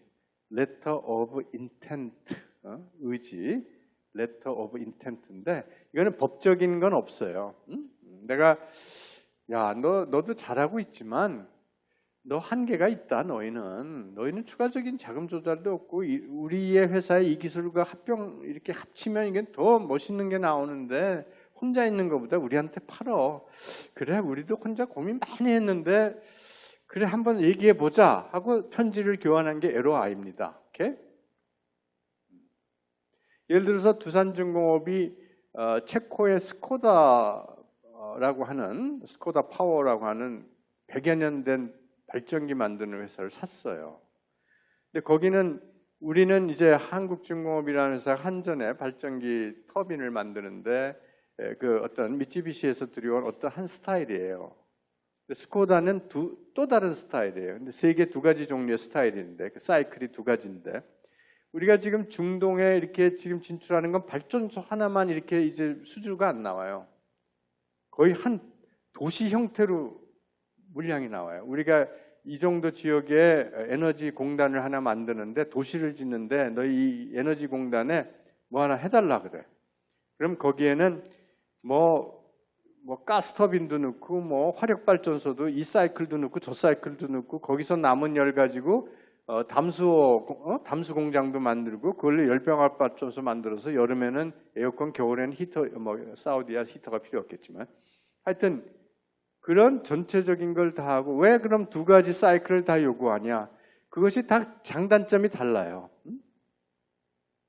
그런데 그 회사는 그것만 갖고 있고 우리는 이것만 갖고 있고 그 사람들은 옛날에 소련의 체제 하에서 그 지역에서만 그거를 공급하다가 국제적인 감각이 없는 그런 회사예요. 그러니까 가서 야 우리는 글로벌리 이런 마케팅도 많이 하고 사우디에 공사도 무지하고 뭐 우리는 담수도 갖고 있고 다 갖고 있는데 요것만 없는데 너희 지금 혼자서 너무 힘들지? 근데 여기 들어오면 내가 프리미엄도 주고 팔 텐데 여기 들어오면 너희 고용 다 보장해주고 너희 하던 거 계속해. 우리가 돈을 더 줄게 연구 열심히 해. 그리고 우리가 입찰 들어갈 때 같이 들어가자. 이런 식의 얘기를 할 수 있는 거죠. 그렇죠? 그럼 윈윈일까요? 윈윈이에요? 윈윈. 서로 이기는 거예요? 아니면 남의 걸 뺏는 거예요? 재미없어요? 윈윈이죠? 그렇죠? 그런 식으로 이제 접근하지 않으면 이런 M&A가 성사가 안 되는 것이죠. 그렇죠? 그래서 우리가 예비 실사하고 이제 협상하고 인수계약 얼마에 사겠다 이렇게 하고 나서 due diligence라는 걸 합니다. 이게 굉장히 중요한 과정이에요. 하나하나 너희가 준 자료를 보는데 지금 재고 자산이 이런 게 있고 이렇게 있다고 다 이게 실제로 쓸만한 거라고 했는데 진짜 그런지 우리 실사팀이 들어가서 2주 내지 4주 동안 그냥 다 보고 들어옵니다. 그거 이제 회계법인한테 되게 맡겨요. 회계 이제 실사팀이 굉장히 막강한 우리나라 4대 회계법인들이 아주 굉장히 잘하고 있습니다. 실사는 이런 딜 메이킹은 잘 못하지만 실사는 아주 잘하고 있어요. 우리 공인회계사에 아주 퀄리티가 높기 때문에 젊은 분들의. 그래서 되게 우리가 인수계약서를 할 때 가격을 결정할 때 우리가 실사 후에 가격 조정 폭을 정합니다. 그래서 우리가 뭐 5억 불에 우리 거래하기로 했는데 실사하고 나서 조금 요거는 좀 깎고 싶다 하면 5%까지만 우리가 깎아줄 수 있다 이렇게 계약을 하죠. 근데 실사하고 났더니 30%는 깎아야 돼. 그러면 딜이 깨지는 거죠. 그러면 상초에 카운터 오퍼를 하는데 그쪽에서 이게 법적으로 좀 나중에 책임 문제도 있고 그러니까 되게 딜이 깨집니다. 대표적인 게 한화하고 대우조선해양 같은 케이스가 바로 그런 케이스였죠. 혹시 기억나세요? 2008년쯤에 한화가 돈이 조금 있었고요. 많지는 않았는데 대우조선해양이란 회사 아시죠? 대우조선해양이 매물로 나왔는데 그때 갑자기 포스코가 막 달려들어서 사겠다 그랬어요. 공기업이잖아요. 그리고 대우조선 입장에서는 포스코가 좋겠어요? 한화가 좋겠어요? 종업원들 입장에서 어딜 좋아할까? 하나는 완전 민간이고 하나는 공기업 형태니까 종업원들 입장에서 어디가 좋겠어요? 포스코가 좋죠. 근데 포스코가 사실은 그렇게 큰 돈이 쓸 입장은 못 돼가지고 뭐 GS하고 컨소시엄으로 들어간다고 하다가 GS가 값이 너무 8조 정도를 썼다 그래요. 근데 한화도 너무 상대편이 큰 거 쓰는 것 같으니까 자기들도 그냥 얼격결에 6조 5천을 썼어요. 근데 그때 제가 계산해 보니까 한 3조 정도 가치밖에 없는 회사인데 그냥 경쟁하면서 그렇게 썼어요. 근데 계약금 조의 위약금이 3천억이었어요. 3천억. 그러니까 네가 우리하고 우리 처음에 이렇게 첫 번째 협상 대상자가 되려면 3천억을 내라 그랬어요. 산업은행이 잘한 거죠. 왜냐하면 그때 대주주가 산업은행이었으니까. 그러니까 막 경쟁하는 상황에서 지금 딜이 6조, 7조인데 3천억 별거 아닌 것처럼 보이잖아요. 평소엔 1억, 2억 가지고 난리인데 3천억 계약하고 왔어요. 그래서 왔는데 그 후에 어떻게 됐어요? 조선산업이 그냥 이렇게 되고 지금 그거의 시가총액이 얼마예요? 어저께 뉴스에 나왔더라고요. 대우조선해양에 요새 또 올해 막 2조, 3조씩 결손 났죠. 그래서 주가 시가총액이 지금 그 부분 6천억도 안 돼요. 그러니까 한화가 우리가 그때 계약할 때 하고 그 후에 그리고 또 문제가 뭐냐면 이 확인 실사 하려면 공장에 들어가서 다 봐야 되잖아요. 그렇죠? 근데 아까 노조가 누굴 좋아한다 그랬어요? 한화를 싫어한다 그랬죠? 그래가지고 못 들어오게 했어. 실사를 못 했어. 하나도 이제 사고 싶지 않게 됐는데 잘 됐어. 그래서 딜이 깨졌는데 결국 소송해가지고 3천억 하나도 못 받아냈습니다. 억울하죠, 그렇죠? 근데 대부분의 M&A 딜에는 그렇게 계약금을 내는 경우가 아주 극히 드뭅니다. 왜냐하면 그 후에 벌어질 불확실한 상황이 너무나 많기 때문에. 그래서 한화가 카운터 오퍼를 했어요. 가격을 낮출 수는 없으니까 실제로 낮추는 여러 가지 카운터를 했어요. 뭐 다른 거 사면서 자기들의 저융자를 그 돈을 분납하고 그거에 대해서 반대급부로 론을 엄청나게 저금리를 주고 뭐 이런 식으로 해서 딜을 만들려고 했는데 산업은행에서는 그건 특혜 뭐 이런 거라고 해가지고 민간이면 다 해결이 됐을 텐데 이게 정부 공기업하고의 딜이 되다 보니까 그게 성사가 안 돼가지고 대우조선해양이 결국은 그렇게 딜이 안 되게 되는 상황을 갖습니다. 여기까지가 이제 인수의 과정이에요. 요 종결은 되게 뭐 오늘 종결됐다 이렇게 선언하는 것이 아니고 뭐 서류가 왔다 갔다 해서 종결이 아니고 가장 중요한 거는 매도기업의 계좌에 돈이 전량 입금이 됐다. 그러면 그게 종결입니다. 그래서 돈이 완전히 지급됨으로써 종결이 되고 그 후에 제일 또 중요한 부분 하나가 PMI 통합관리 인사조직과 관련된 많은 부분들이 아직도 일이 많이 남아 있죠. 왜냐하면 이렇게 M&A를 하는 목적이 기업 가치를 창출하기 위한 것이니까. 한 2, 3분만 더 얘기하고 쉴까요? 괜찮겠어요? 도저히 못 참겠어요 지금? 조금만 더 참읍시다. 우리 M&A 관한 사실들을 보면요, 참 쉽지 않아요. 성공적이지 않아요. 한 뭐 30% 정도가 성공한다 이렇게 보고 있고요. 우리나라는 아까 그 확인 실사, due diligence라고 하는 부분에 좀 시간과 돈을 지불하지 않습니다. 너무 좀 급해요. 그래서 확인 실사를 하지 않으면 어떤 결과로 가죠? 비싸게 사게 될 가능성이 커요? 싸게 살 가능성이 커져요? 비싸게 살 가능성이 큰 거예요. 집을 샀는데 너무 빨리 잔금 처리해 놓으면은 비 새는 거 뭐 이런 거 다 못 찾고 그냥 비 오는 날도 가보고 다 이래야 되는데, 그렇죠? 또 CEO는 기업 인수에 임하면 쉽게 포기를 하지 않습니다. 왜냐하면 M&A라는 건 회사의 구조재편을 가져오는 커다란 의사결정인데 이게 성사 안 됐을 때는 CEO는 굉장한 그 부담감을 가지게 되고 이 사회로부터 능력이 없다 이렇게 판단될 수도 있어요. 그 GE의 아주 대표적인 그 최고 경영자였던 잭 웰치도 굉장히 GE에 재임했을 동안 잘했지만 마지막에 그 하니웰이라고 하는 회사를 매집하려고 굉장히 애쓰다가 마지막에 아주 큰 실패를 합니다. 그러고 나서 이제 내 명도 여기까지구나 이렇게 판단하고 스스로 사임을 합니다. 그리고 아까 얘기한 그 PMI는 또 영어예요. 죄송해요. 이게 재무 쪽은 영어가 많아요. 왜냐하면 이게 영미에서 많이 개발됐기 때문에.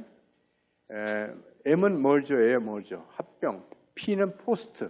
합병 후. 그러니까 post merger integration. 통합한다. 두 개의 조직이 하나로 통합한다. 그런 뜻으로. PMI는 이제 그냥 M&A처럼 그냥 우리말이 돼버렸어요. PMI는. 그래서 인사조직 하시는 분들이 아주 굉장히 중요한 부분으로 보죠. 또 주식교환 방식의 우호적 합병이 성공 가능성이 높다. 뭐 이런 것들이 사실이 되고요. 이렇게 기업의 경영자 입장에서는 굉장히 중요한 어떤 의사결정인데 아까도 얘기했듯이 이게 실패했을 경우에 이거를 추진했던 경영진들이 상당히 책임감을 느끼게 됩니다. 그래서 그 성공 여부가 상당히 예민한 경영자 입장에서 예민한 부분이기도 하고요. 또 최근에 M&A를 통해서 수익을 창출하려고 하는 M&A 펀드들도 정말 제대로 물건 사지 않고 몇 년째 마이너스 수익률을 내고 있는 그런 상황에 있을 때 굉장히 당혹감을 가질 수밖에 없는 것이죠. 그래서 그 성공이 굉장히 중요한데 성공의 잣대가 무엇이냐 하는 것을 간단히 말씀드리도록 하겠습니다. 여기 뭐 이렇게 수식 비슷한 게 있지만 그렇게 어려운 내용은 아닙니다. 우선 여기서라고 하는 것을 먼저 읽어보시면요. 요 V는 회사 가치입니다. value AB. 그러니까 합병, 두 개가 합병된 후에 통합 가치가 되겠습니다. 그러니까 예상됐던 어떤 시너지가 창출됐다고 생각하는 그 시점에서 또는 합병에 대해서 시장이 어떤 신호를 보내는가 가지고 판단하기도 하고요. 또는 그래서 한 6개월, 한 1년 후에 그 시점에서 평가한 가치를 볼 수도 있고요. 여러 가지 그 논문에 따라서 평가하는 기준에 따라서 달라질 수는 있겠습니다만은 하여튼 통합 후 통합 가치가 되겠습니다. 합병 후.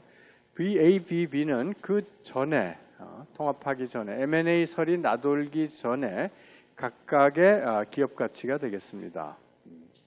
그러면 이 두 개의 차이는 우리가 합병 후에 발생한 가치이기 때문에 가정이 그 후에 또 다른 어떤 여건이 발생하지 않았다고 가정을 했을 경우에 합병 후에는 우리가 이것을 시너지라고 얘기를 합니다. 근데 흔히 우리가 성공했냐 안 했냐의 잣대를 가지고 시너지가 창출됐으면 성공했다,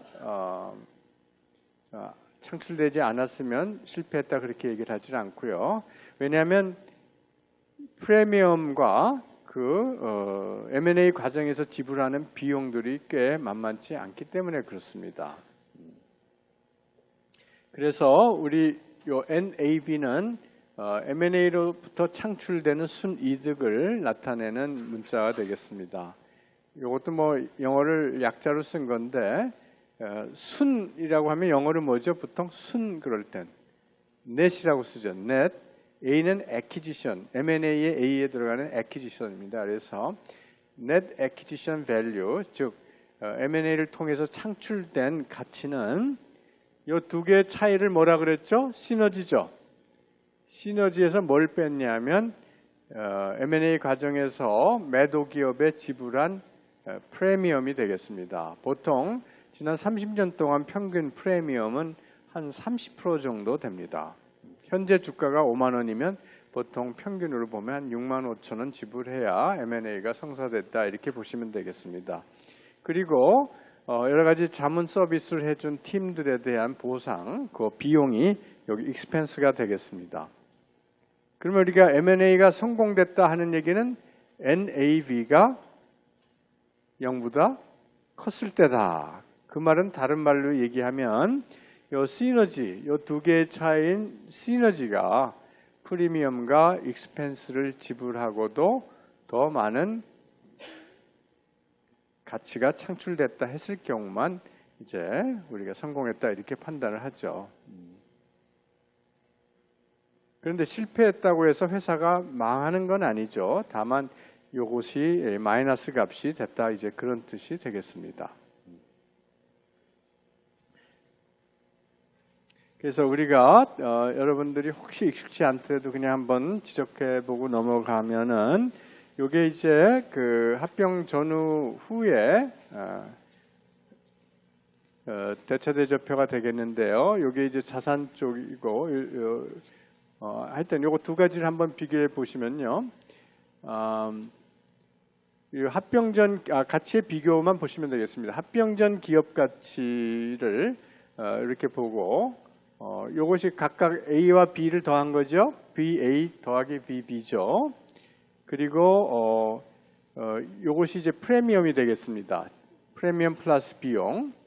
근데 시너지가 더 많이 창출돼서 프리미엄이 100이었지만 400만큼의 NAV가 창출됐으면 이런 거는 이게 성공한 케이스다. 이게 실제 사례에서 나온 그런 자료가 되겠습니다. 그럼 반대로 실패한 경우는 시너지가 창출됐지만 프리미엄과 비용이 너무 커서 요만큼의 NAV가 없어진 그 6억 달러면은 만만치 않죠. 한 6,600억 정도가 날아가는 그런 상황이 되겠습니다. 만일 한화가 대우조선해양을 인수를 종결했더라면 지금 NAV 로스트가 대단했겠죠? 그렇죠? 여기 지불한 가격 총 지급은 엄청난데 그 후의 가치는 이제 굉장히 줄어들었을 테니까 그렇게 판단하세요? 네, 그래서 어떤 경우는 M&A를 잘못해서 매수한 기업이 파산하는 경우도 많습니다. 우리나라의 경우에도 해외 회사를 너무 큰 걸 사서 파산한 산미라는 과거에는 굉장히 큰 우리 기업도 있었고요. 그래서 아주 좋은 기업이고 싼 매물이라고 해서 당장 사서는 안 되고 과연 사고 나서 지속적인 투자 그리고 그 가치가 창출될 수 있는 여러 가지 능력 이런 것들이 자기들이 보유하고 있는가 하는 것을 판단할 수 있어야 됩니다. 삼성전자가 해외 기업 인수에 굉장히 부정적이었습니다. 최근까지는. 왜냐하면 미국에서 몇 개의 기업들을 샀는데 대부분 다 실패했어요. 또 일본 기업들이 미국의 벤처회사들을 많이 샀는데 대부분 다 실패했어요. 그 공통점이 뭐냐면 아시아 기업들은 회사를 인수하고 나서 경영에 대한 자율권을 부여하지 않습니다. 본사가 다 지침을 내리고 본사의 의도에 의해서 모든 걸 지시하고 지나치게 많은 보고서를 요청을 합니다. 과거에 일본이나 한국 회사에 팔지 않았을 때는 여러분들 요새 구글이나 페이스북이나 마이크로소프트 회사 내 경영 분위기 아시죠? 그렇게 창의적이고 격이 없고 보고서 없고 회의 없는 그런 문화에서 갑자기 그런 결과 보고서만 밤낮 보고서 쓰는데 시간 뺏기다 보니까 다른 데서 오라 그러면 좋은 애들은 벌써 다 빠져나가는 거죠. 그런 회사일수록 사람이 빠져나가면 가치가 남습니까? 안 남습니까? 안 남죠. 그래서 요사이는 이제 사람들을 좋은 사람 있는 회사를 살 때는 가장 중요한 게 PMI 과정에서 그 사람들이 계속 행복하게 그 회사에서 일할 수 있는 여건을 만들 수 있느냐 없느냐가 굉장히 중요한 요소 중에 하나가 되고 있습니다. 그래서 잠시 자료를 보면 한 20% 내가 성공하고 있다. 이렇게 보시면 되겠고요. 1000개 데이터 가지고 대부분 그 이유를 보면 이 앞에 두 가지가 가장 큰 이유로 지목이 되고 있습니다. 우선 너무 지나치게 높은 가격으로 산 것이죠. 우리가 기업의 가치라는 것은 어떻게 평가를 하고 판단하죠? 어떤 기업의 가치, 왜 비싸게 팔죠? 우리가 어떤 이런 물건, 우리 바로 옆에 있는 남대문 시장 가가지고 어떤 물건을 살 때 대부분 그 물건의 내용을 보죠. 어떤 옷 같은 경우는 한번 거울 앞에서 이렇게 입어보기도 하고, 물론 집에 가서 보니까 실밥이 틀어지고 이런 경우도 있지만 대부분은 우리가 굉장히 짧은 시간 내에 그 품질을 어느 정도 파악할 수 있습니다. 그런데 기업의 가치는 어떻게 평가하죠? 기업의 가치라 하면 기업의 이제 자산 가치에서 지분 가치는 거기에서 부채의 가치를 뺀 것인데 자산의 가치는 뭐예요? 기업의 자산 가치? 기업이 그 자산을 보유함으로써 미래에 창출할 수 있는 미래 현금 흐름을 적정한 리스크가 반영된 할인율로 할인해서 현재 시점의 가치로 전환한 가치입니다. 조금 말이 길어졌습니다만은 재무에서는 현금 흐름 할인법이라 그렇게 얘기를 하죠. 디스카운트 캐시플로우 법에 의해서 기업의 자산을 보유함으로써 우리가 여러 가지 사업을 해서 돈을 벌 수 있죠. 그 미래에 예상되는 현금 흐름을 현재 가치로 전환하는 거예요. 어떻게 전환하죠? 예를 들어 10년 정도의 캐시플로우를 계산한 다음에 그거를 할인율로 할인해서 현가로 바꾸는 거죠. 그렇죠? 근데 생각해 보세요. 우리가 어떤 회사를 사는데 이 회사가 앞으로 10년 동안에 얼마만큼의 현금 흐름을 창출하고 10년 시점에는 얼마의 가치가 있는 기업이 되고 그 다음에 그 기업의 리스크는 얼마길래 어떤 할인율을 적용해야 지금 언제 얼마의 가치를 부여해야 적정한가. 참 자의적이에요.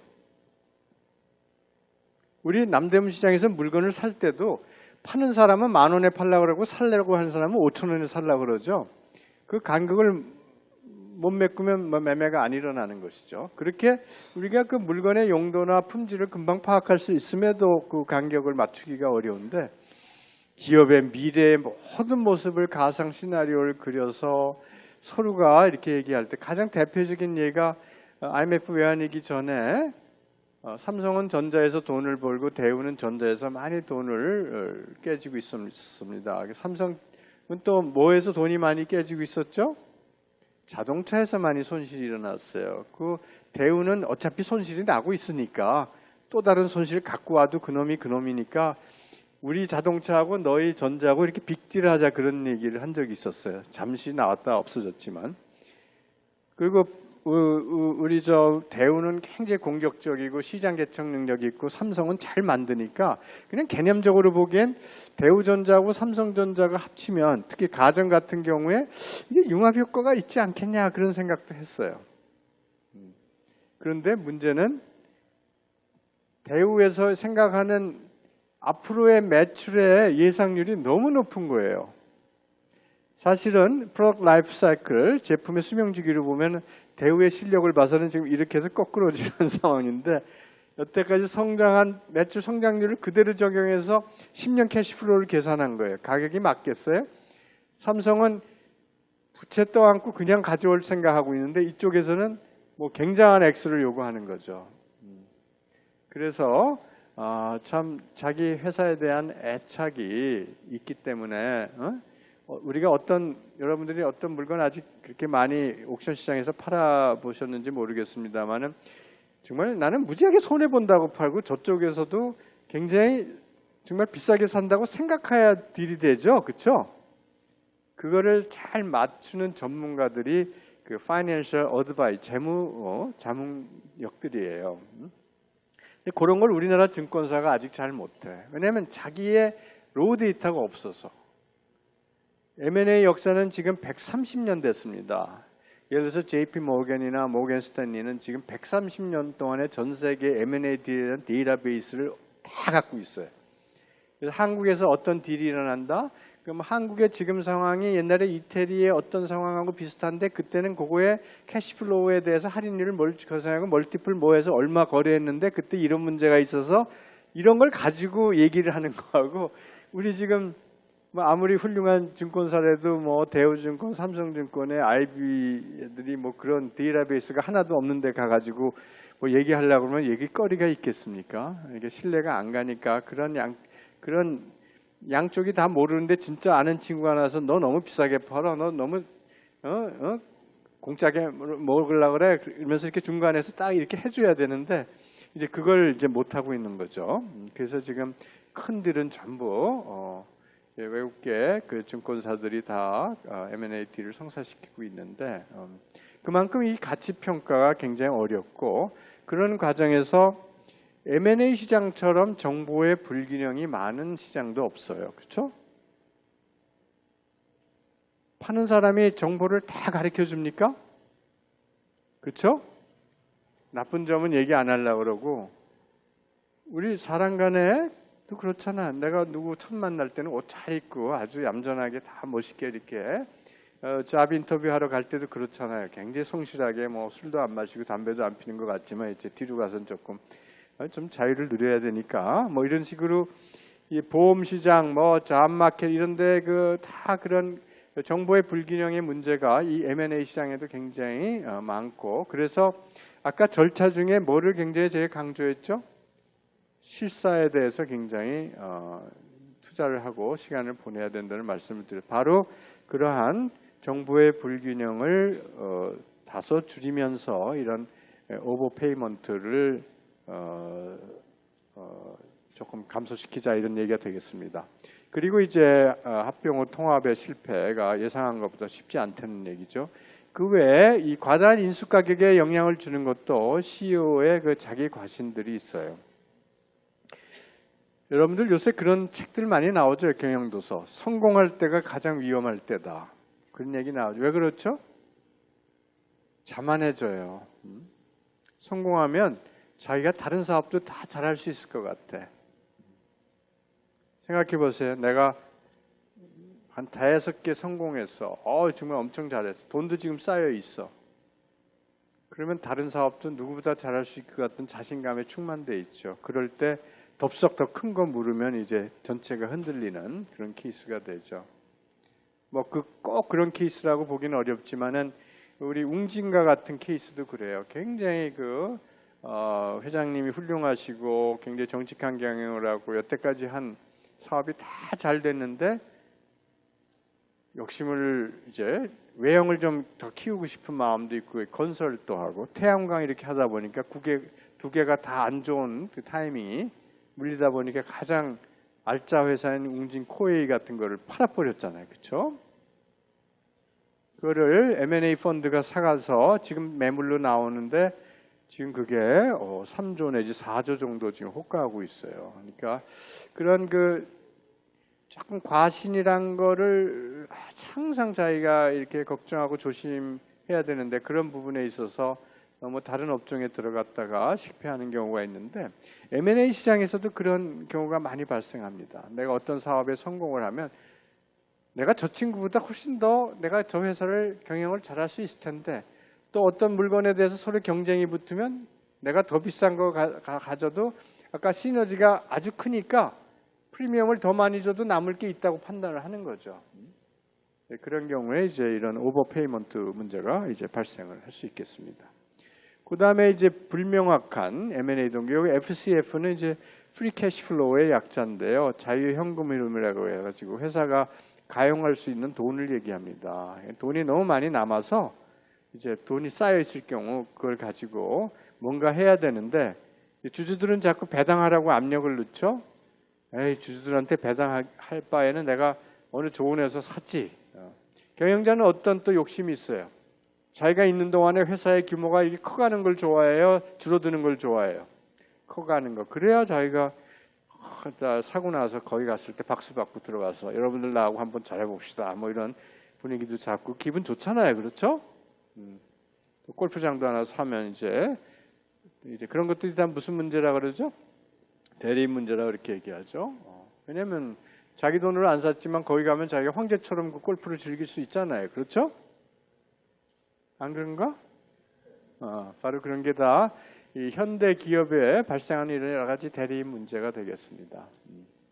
그래서 그런 프리 캐시 플로우 문제 또 사전 실사 말씀드렸고요. 근데 왜 M&A를 하려고 그럴까? 이건 여러분들 다 그냥 감으로 올 거예요. 이제 시너지죠. 또 주가 관리 차원에서 하는 경우도 있어요. 퍼가 낮은 기업을 매수함으로써 EPS, 주당 순이익을 높일 수 있어요. 그래서 사람들이 주당 순이익을 이렇게 열심히 보는 애널리스트 입장에서 보면 주가 상승 여력이 발생했다 해서 그런 이런 주가 관리 차원에서 하는 경우도 있고요. 그렇게 옳은 방법은 아니죠. 많은 경우가 이 저평가됐다고 판단할 때 회사를 매수하는 그런 방식이 되고요. 뭐 사실 태양광 쪽이었지만은 그 독일의 아주 세계적인 태양광 기업들이 많이 매물로 나와서 중국과 한국이 아주 좋은 시점이다 해서 많이 사모하기도 했죠. 그 다음에 효과적인 성장 전략이라는 관점도 있습니다. M&A는 이제 마지막에 좀 더 시간이 되면 말씀드리려고 했지만은 우리 기업과 사회 이런 관점에서 볼 때 굉장히 중요한 요소가 기업이 이익도 내야 되지만 지속 가능 경영도 해야 돼요. 그렇죠? 기업이 모든 신사업을 전부 오게닉하게 땅부터 파가지고 다 확장할 경우에는 과잉 공급 상태가 항상 일어나죠. 그렇죠? 그러면 수익이 창출되지 않기 때문에 무리한 투자를 하고 환경에 대한 투자를 줄일 수밖에 없습니다. 그런데 M&A는 자기가 성장도 도모하지만 어떤 문제가 있어요. 기존의 회사를 사서 거기에다 더 추가적인 자원을 넣어서 그 회사를 더 가치 있게 만드는 작업이기 때문에 이런 지속 가능 경영에 맞는 하나의 성장 기법이다 이렇게 볼 수 있습니다. 최근에 어떤 대표적인 컨설팅 펌이 자료를 냈는데요. 우리가 80년도와 1915년과 앞으로 10년 후엔 2025년 이렇게 지난 35년 그리고 앞으로 10년을 두고 봤을 때 지난 35년 동안에 아시안 외환위기도 있었고 2008년에 금융위기도 있었지만 어떻게 보세요? 잘 넘긴 것 같아요? 잘 넘겼죠? 그런대로. 그래서 매출도 굉장히 신장을 했고요. 매출 대비한 이익률도 많이 올랐습니다. 지금이 글로벌 한 대표적인 기업들의 평균 그 이익률이 한 10% 정도 돼요. 9.8% 정도. 근데 앞으로 10년 후에는 매출은 증가하는데 수익성이 굉장히 떨어지는 걸로 이렇게 판단하고 있습니다. 여태까지는 어떻게 이렇게 성장했을까요? 우리 지난 30년 생각해 보면 우리나라만 생각해도 굉장히 소비가 증가했어요, 안 증가했어요? 증가 많이 했죠. 우리 전국을 가봐도 지금 엄청난 도로 투자가 있고 많은 투자 공장도 굉장히 큰 것들이 많죠. 투자 늘었어요, 안 늘었어요? 투자 늘었죠. 그다음에 유통에 대한 효율성도 우리가 디지털 이코노미가 되면서 굉장히 효율적인 어떤 유통 구조를 가지고 가게 됐죠. 그러면서 이 생산성에 그리고 또 중국과 이런 여러 우리나라도 그랬지만 80년부터 시작하면 우리도 해당되지만 특히 중국을 감안할 때 굉장히 저임금을 우리가 즐겼어요. 그렇게 보시죠. 그래서 지난 35년은 초기에는 대한민국, 홍콩, 대만 같은 국가들의 저임금이 바탕이 됐고 그 후에는 중국이 바탕이 돼서 여태까지 생산 코스트도 줄어들었는 대신에 소비나 투자는 늘어나서 상당히 경제가 굉장히 호황이었다고 보는데 그 세 가지 요소 또 로지스틱스 이런 유통에 대한 그 혁신들이 굉장히 빠르게 진행이 됐는데 소위 그거를 공급망이라고 이렇게 얘기합니다. 서플라이 체인. 그래서 요새 이게 글로벌라이즈 되면서 이렇게 환경론자들이 굉장히 싫어하는 게 뭐예요?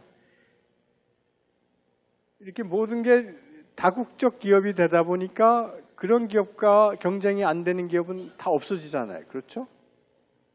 그런 기업이 뭐를 추구해요? 각 나라의 어떤 밸류 체인, 부가가치가 가장 효율적이면 이렇게 빼잖아요. 그렇죠? 우리나라 분들은 열심히 일하는 거, 제조 꼼꼼히 잘하는 거, 미국은 시장, 서비스, 또 창업, 또 중국은 저임금, 시장 이런 식으로 해서 그걸 한 회사가 융합하지 못하면 살아남지 못하는 상황으로 가고 있죠.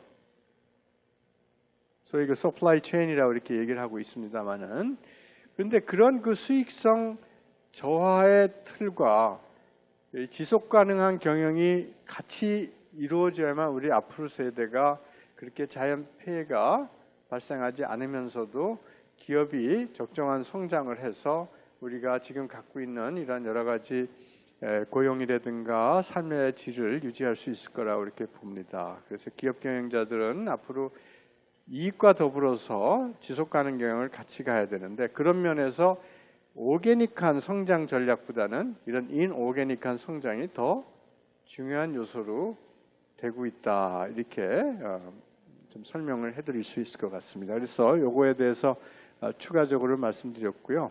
그 외에는 이제 이런 여러 가지 욕구가 있을 겁니다. 신규 사업 들어가는 거, 새로운 시장 들어가는 거. 우선 M&A는 아까 오게닉보다 굉장히 빠르죠. 우리가 어떤 시점에 어디 들어가야 되는데 그때부터 땅 파면 안 되죠, 그렇죠? 있는 회사를 사가지고 그냥 우리 물건하고 합쳐서 그냥 같이 시장에 들어가야 되죠. 그리고 사람, 이 타이밍이 굉장히 중요해요. 우리 펜텍이라는 회사 아세요? 그 기술의 진보와 퇴화의 그 스피드를 알아서 일찍 자기들이 시장성을 갖고 있을 때 시장에 나왔어야 되는데 이미 너무 늦은 거예요. 샤오미니 이런 애들이 다 이미 거기보다 높은 수준의 생산 능력을 갖고 있기 때문에 굉장히 어려울 거라고 봐요, 앞으로도. 타이밍이 중요합니다. 지금 LG나 삼성이나 다 중국 기업과 같이 해가지고 뭘 하려고 그러죠. 왜냐하면 너무 따로따로 놀다면 각자가 다 과잉 투자하고 다 경쟁력을 잃어버리는 거예요, 이제는. 그래서 기업 간에 그런 지속 가능하면서도 이익을 유지하려면 국가 간의 기업 간의 그런 공동 노력이 필요하다. 어떤 경우는 조인트 벤처로, 어떤 경우는 얼라이언스로, 어떤 경우에는 그 회사의 지분을 취득해서 여러 형태의 이제 전략 상황에서 M&A가 활용되고 있다, 이렇게 볼 수 있겠어요. 가장 끈끈한 관계는 뭐예요? 합병이죠. 그거보다 조금 느슨한 건 조인트 벤처, 그거보다 더 느슨한 건 전략적 제휴, 뭐 이렇게 되겠습니다. 그래서 옛날에는 단순하게 이렇게 성장으로만 생각했는데 이제는 어떤 협력의 하나의 차원으로 이렇게 지분 획득을 들어가는 경우도 많이 있다, 이렇게 볼 수 있겠습니다. 실패는 뭐 이런 류의 뭐 흔히 이렇게 아까 얘기한 것 중에 뭐 이런 부분도 있었고, 우수 경영진 확보하기 인수도 실패하고요. 왜냐하면 다 도망가요. 우수 경영진들이 남이 밑에서 일해요. 예를 들어서 우리가 어떤 벤처로 기술 개발하는 회사를 샀는데 그 벤처의 그 창업자 보고 CEO를 한 앞으로 5년 하라 그러면 열심히 할까요? 왜 안 할까요? 자기 회사인데, 자기가 만든 회사인데, 그리고 자기는 지금 현금 막 몇백억 채고 앉아있고 기분 좋잖아요, 그렇죠? 왜 안 할까? 내가 물어봤어. 왜 인간적으로 이렇게 열심히 안 하냐 그랬더니, 제가 열심히 할 인센티브가 뭐가 있습니까? 일 잘못하면 목 잘리고 야단 맞고, 잘하면 다 현재 주주가 다 가져가는데, 그렇죠? 자기는 지금 그 돈 가지고 다른 직원들 몇 명 데리고 다른 회사 시작하는 게 낫지, 그렇게 인센티브가 중요해요. 네. 빚을 내서 진행하는 기업 인수 위험하죠. 우리 굉장히 지금은 잘 나가고 있는 걸로 보이지만 한동안 굉장히 어려웠던 하이닉스라는 회사 아세요? 우리나라 이제 두 번째 큰 반도체 제조업체인데, 여러분들이 어릴 때겠지만 IMF 외환위기 때 우리나라 반도체 회사가 몇 개 있었죠? 크게 3개 있었어요. LG가 반도체가 컸어요. 근데 우리나라 3개는 너무 많으니까 2개만 만들자고 해가지고 평가했더니 삼성 1등, 2, 3등이 잘 모르는데 어떤 컨설팅 폼에서 3등이 LG다 해가지고 하이닉스한테 8개 정부가 거의 압박으로 했어요. 그렇지만 LG 입장에서 보면 전부 캐시딜이었어요. 그때 그것을 아주 값을 잘 쳐줘서 현금으로 다 쳐줬어요. 근데 하이닉스가 무슨 돈이 있어서 그 돈을 줬겠어요? 다 은행에서 대출 받아서 빚으로 줬어요. 근데 그 후에 경제가 좋아졌어요? 안 좋아졌어요? 세계 경제가 안 좋아지면서 반도체 가격이 폭락했겠죠? 그럼 하이닉스는 어떤 상태가 됐을까요? 손실에 빚에 대해서 이자도 못 내는 상황이 됐죠. 그래서 많은 은행이, 특히 외환은행이 많이 물렸었는데 외환은행이 여러 가지 구조조정에 협력해서 빚을 자기 자본으로 전환하는 출자 전환이라는 형식으로 회사를 살렸어요. 근데 이게 참 열심히 그분들이 해서 투자도 별로 없었는데도 불구하고 좋은 물건을 만들어내서 연명도 했지만 또 그 어려울 때 경쟁사인 대만이나 일본 회사들이 다 같이 죽어주면서 그래도 연명한 게 살아남아서 이제 그 후에 이제 그 지분을 다 외환은행도 원래 들어간 돈 이상으로 회수를 하고 이런 일들이 있었습니다. 근데 그러한 그 매출 사이드의 이런 변동이 심한 기업을 M&A 할 때 빚을 내 가지고 인수한다는 건 이건 M&A의 ABC에도 없는 그런 얘기가 되겠죠. 그렇죠? 그래서 우리가 어떤 회사가 불안한 회사를 살 때는 반드시 증자 형식으로 회사를 사는 게 좋습니다. 증자할 때 그 돈을 넣으면 그 돈이 어디 남아요? 구주주한테 가요? 아니면 회사에 들어가요? 내가 어떤 은행을 사는데 그 은행의 구주주의 지분을 인수해서 50% 플러스 한 주를 가지면 누가 다 가지고 가요? 그 돈을. 옛날 주주가 다 가져가잖아요. 그렇죠? 그러나 구주주 지분에서 20%만 사고 그러면 안 파니까 30%는 증자 형식으로 해서 그 지분을 사면 그 돈이 어디 들어가요? 회사로 들어가잖아요. 그렇죠? 그럼 회사에 들어가 보니까 썩은 자산도 많고 막 그래. 그러면 그 돈 가지고 털고 이렇게 해가지고 이제 회사가 살아남을 수 있는 거죠. 우리가 무지하게 욕하고 있는 론스타가 그런 식으로 했어요. 외환은행을 인수할 때 구주주 지분 일부하고 오케이? 그리고 신주를 발행한 걸 받아가지고 1조 2천을 넣었어요. 그 1조 2천 가지고 외환카드 부실을 다 털어내고 겨우 그냥 그 돈 가지고 다 견뎌가지고 그래도 하나은행에 되팔게 되는 그런 상황이 됐습니다. 그러니까 그런 때 이게 신주 발행하지 않고 그냥 구주하고만 딜하고 이랬다면 회사에 돈이 또 넣어야 되잖아요. 그렇죠? 그 어떻게 누가 돈을 줘 그런 회사에? 그렇죠? 그런 딜의 스트럭처가 굉장히 이런 인수할 때는 중요한 상황인데 KB은행이 우리가 외국계 은행을 사면서 하는 걸 보면 전부 구주를 인수해서 해가지고 결국은 투자 금액의 반도 지금 못 건지고 있는 그런 상황에 있는 걸 보면 확실히 우리가 이런 딜을 함에 있어서 좀 ABC를 지키지 않는 것들이 좀 흔히 보이긴 합니다. 성공을 하기 위해서는 우선 왜 사려고 하는가. 이제 많은 성공한 기업들은 이미 그 동기 수준에서 수량화를 해서 이것이 넷 애퀴지션 밸류가 얼마큼이나 나올까지를 파악하는 그런 기업들이 많아요. 근데 많이 실패하는 회사들이 그냥 개념적으로 전략적으로 맞을 것 같아서 이렇게 의사결정을 하는 경우가 많고요. 그 다음에 PMI, CEO 리더십 뭐 이런 것들이 중요한데 여러분들 요거는 시간이 없어서 자료로 대신하도록 하겠습니다. 이제 한국에서 이제 M&A 전망 같이 한번 생각해 보죠.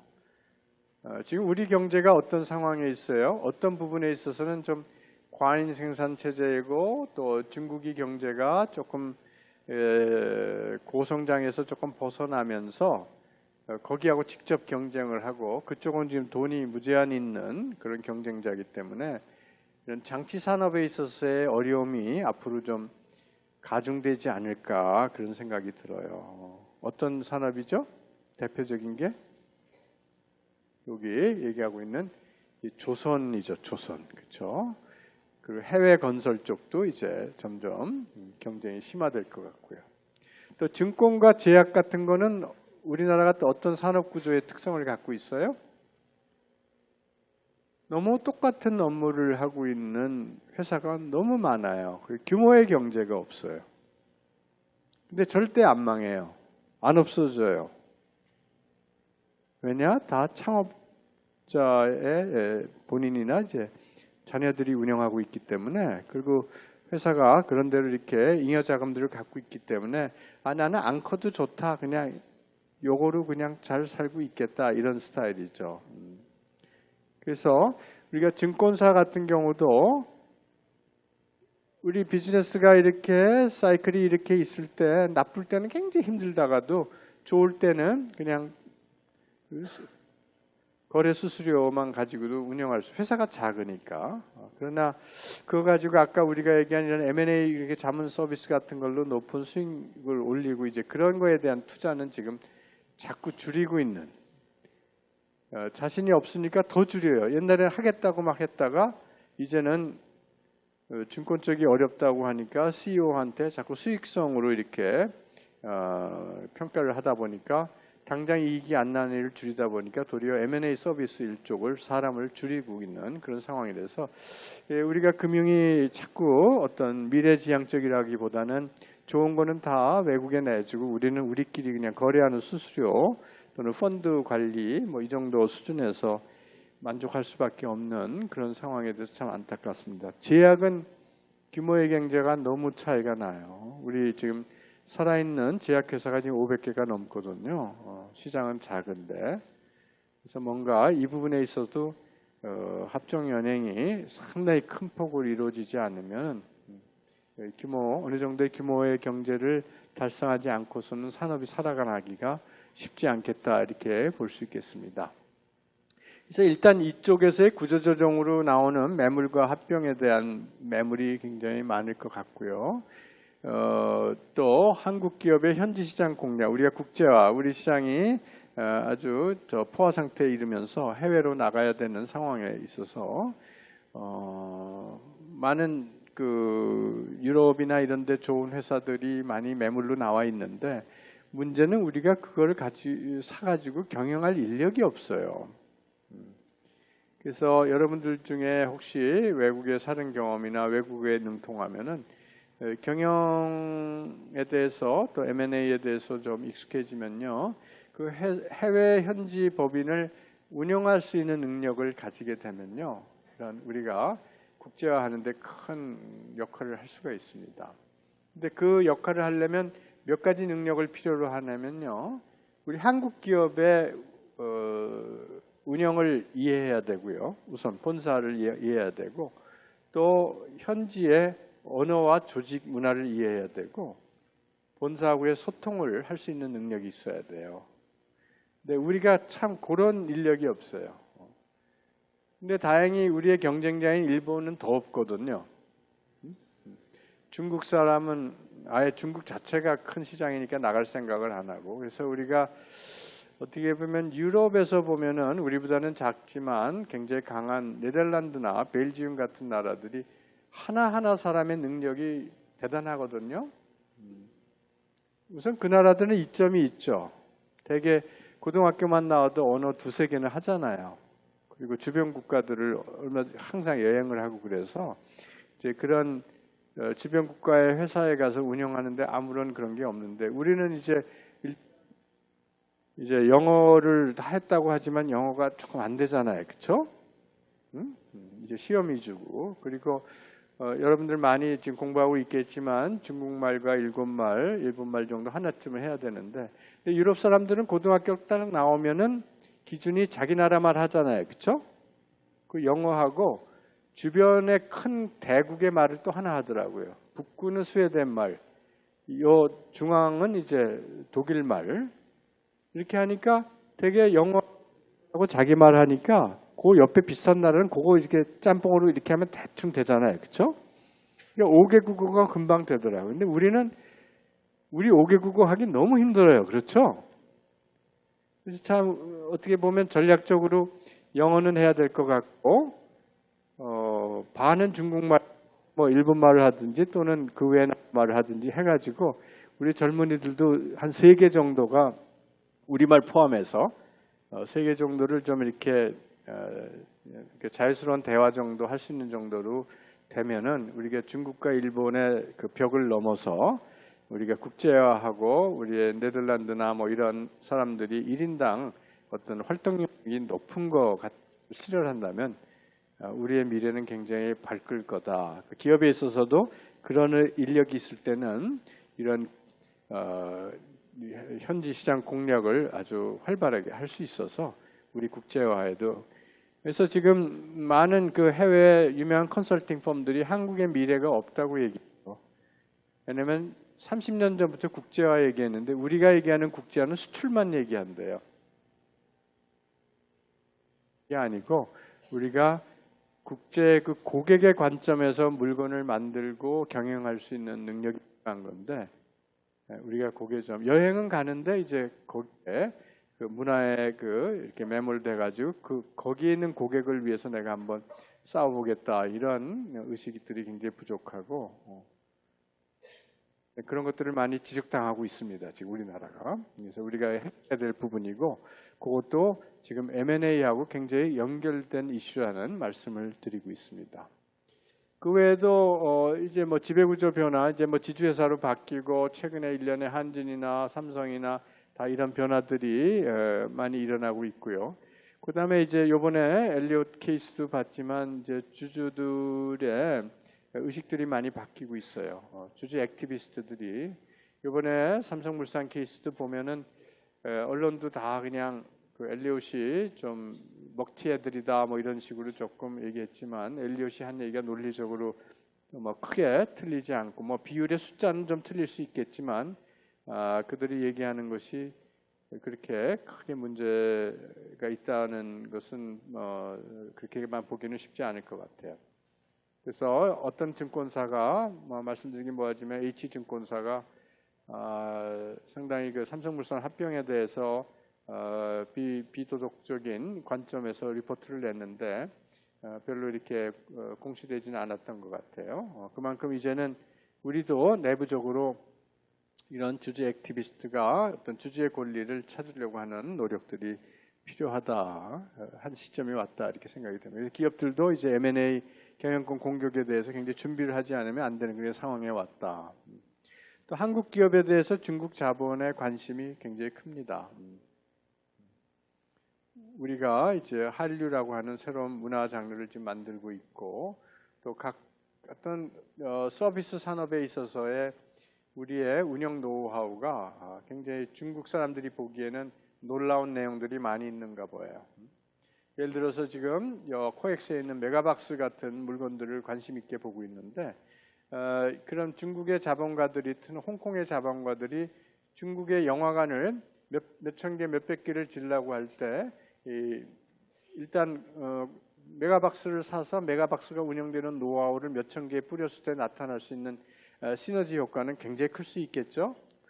국내 CGV의 프리미엄 50% 주고 샀을 때는 이것만 가지고는 손실이 나겠지만, 그것이 중국에 이렇게 안에 적용됐을 때는 큰 가치를 창출할 수 있을 거예요. 이제 그런 것들이 하나의 시작이지만, 앞으로 이런 중국이 우리의 큰 하나의 우리가 부가가치를 창출할 수 있는 시장이 생기고 있는 거죠. 맥킨지가 발표한 그 미래 리포트 보면은 2030년 되면은 세계 200개 200개 도시 중에서, 세계 200개 도시, 대도시 중에서 46개가 중국 내 도시라 그래요. 우리 접근성이 굉장히 좋죠. 또 우리 한중 FTA 언젠가 되면은 관세 없이 많은 물류가 왔다 갔다 하다 보면은 상당히 많은 기회가 있고, 특히 우리 서비스 쪽에서의 중국이 이제는 수출 가지고는 성장할 수가 없어요. 내수로 갈 수밖에 없거든요. 그런 과정에서 우리나라에 자꾸 매서운 그런 서비스 문화 기업들이 굉장히 힘을 발휘할 수 있는 그런 상황이 올 수도 있을 것 같습니다. 마지막으로 우리가 뭘 준비해야 되나? 우리 시장이 다양한 형태의 매물을 소화할 수 있는 시장 조성이 필요해요. 우리나라 대기업들이 우리 벤처기업을 안 사요. 참 이건 우리의 좀 큰 조직을 운영할 때 애로점이기도 한 것 같아요. 예를 들어서 삼성전자에 있다가 사업이 회사에서 더 이상 안 하겠다고 해서 이렇게 스핀오프라고 해서 떼어내서 자기가 나와서 바깥에서 해서 제대로 된 물건을 만들었으면 삼성전자에 필요한 기술이니까 사줘야 되는데, 삼성전자 입장에서는 저거 있어봐야 우리 회사 지금 과장인데 쟤한테 300억 주기가 너무 싫은 거예요. 그렇죠? 그러면 자기 조직 내에 또 사기가 죽을 수도 있고, 또는 똘똘한 놈들은 다 나가겠다 그럴 거 아니에요. 그렇죠? 뭐 그런 여러 가지 어려움이 있겠지만은 우리가 각기 잘하는 장기가 달라요. 장기가.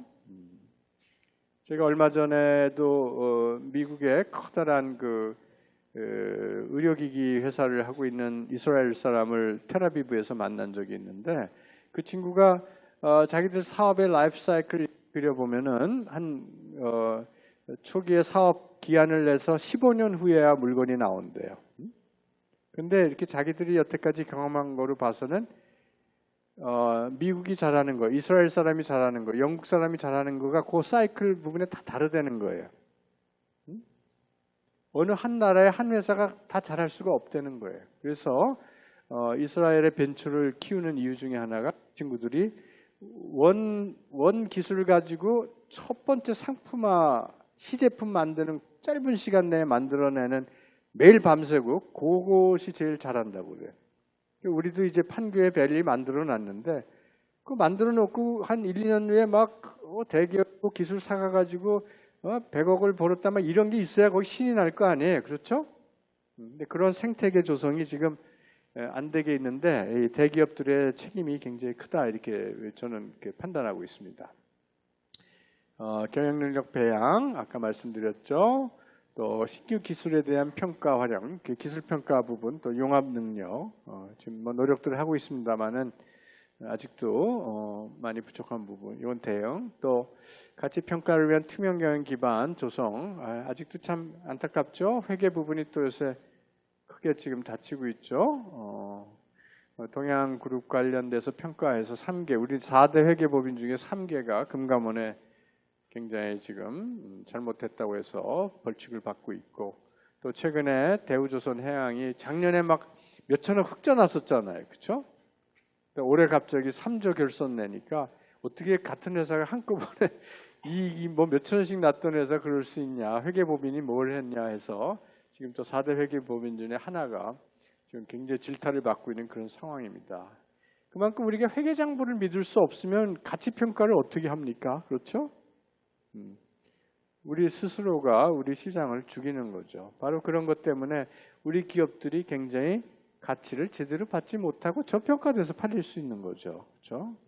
그래서 아직도 우리가 이런 부분이 많이 좋아지긴 했지만 이런 투명성 부분들, 이런 부분, 또 뭐 노동 부분도 지금 뭐 우리가 강성 뭐 이런 얘기들을 많이 하죠. 최근에 일어난 일 중에 하나는 GM의 산하 기가 회사였던 계열사였던 델파이라는 회사가 있는데, 델파이 코리아가 이제 그 동안에 이제 우리 자동차 부품 잘하다가 이제 팔고 나가는데 살려고 하는 회사가 과거에 구조조정을 좀 했대요. 그래가지고 한국 코리아 델파이 직원들이 뭐 강성으로 데모하고 미국 델파이 본사 앞에 가서 매일 데모하고 그러니까 델파이 회사가 그냥 어느 회사한테 매각하는 거 그냥 안 하기로 했다고. 왜냐하면 자기 본사 앞에서 매일 데모하니까 무슨 뭐 약자를 그렇게 한 것처럼 이렇게 하면 자기 회사의 이미지에 나쁘니까 이제 그런 식으로 이제 우리가 이렇게 어떤 면에서는 조금 지나친 그런 것까지도 지금 허용되고 있는데, 하여튼 이런 것들이 전반적으로 보면은 우리 한국이 어떤 M&A 시장으로서 국제 시장에서는 굉장히 좀 어려운 시장으로 인식이 되는 것 같아요. 근데 우리가 예를 들어서 중국의 어떤 회사를 산다고 했을 경우에 여러 가지 시너지도 우리가 생각하지만 언젠가는 우리가 팔고 나오는 것도 우리가 자유스러워야 되지 않겠습니까? 근데 팔고 나오려고 하면은 막 예상치 못했던 이런 것들이 생기면은 그 나라는 조금 문제가 있다 이렇게 판단이 될 수가 있는데, 모든 건에서 그렇게 된 건 아니지만 그런 데파이 건 같은 거는 조금 국제적 적합성에 조금 부족한 면도 있지 않겠느냐 이렇게 생각합니다. 그 외에도 이제 차이나의 어떤 다양한 자본 네트워크하고의 연계를 통해서 우리가 동북아에서 어떤 M&A로서의 강력한 힘이 될 수 있는 그날을 한번 기다려 보면서 오늘 강의 여기서 마치도록 하겠습니다. 감사합니다.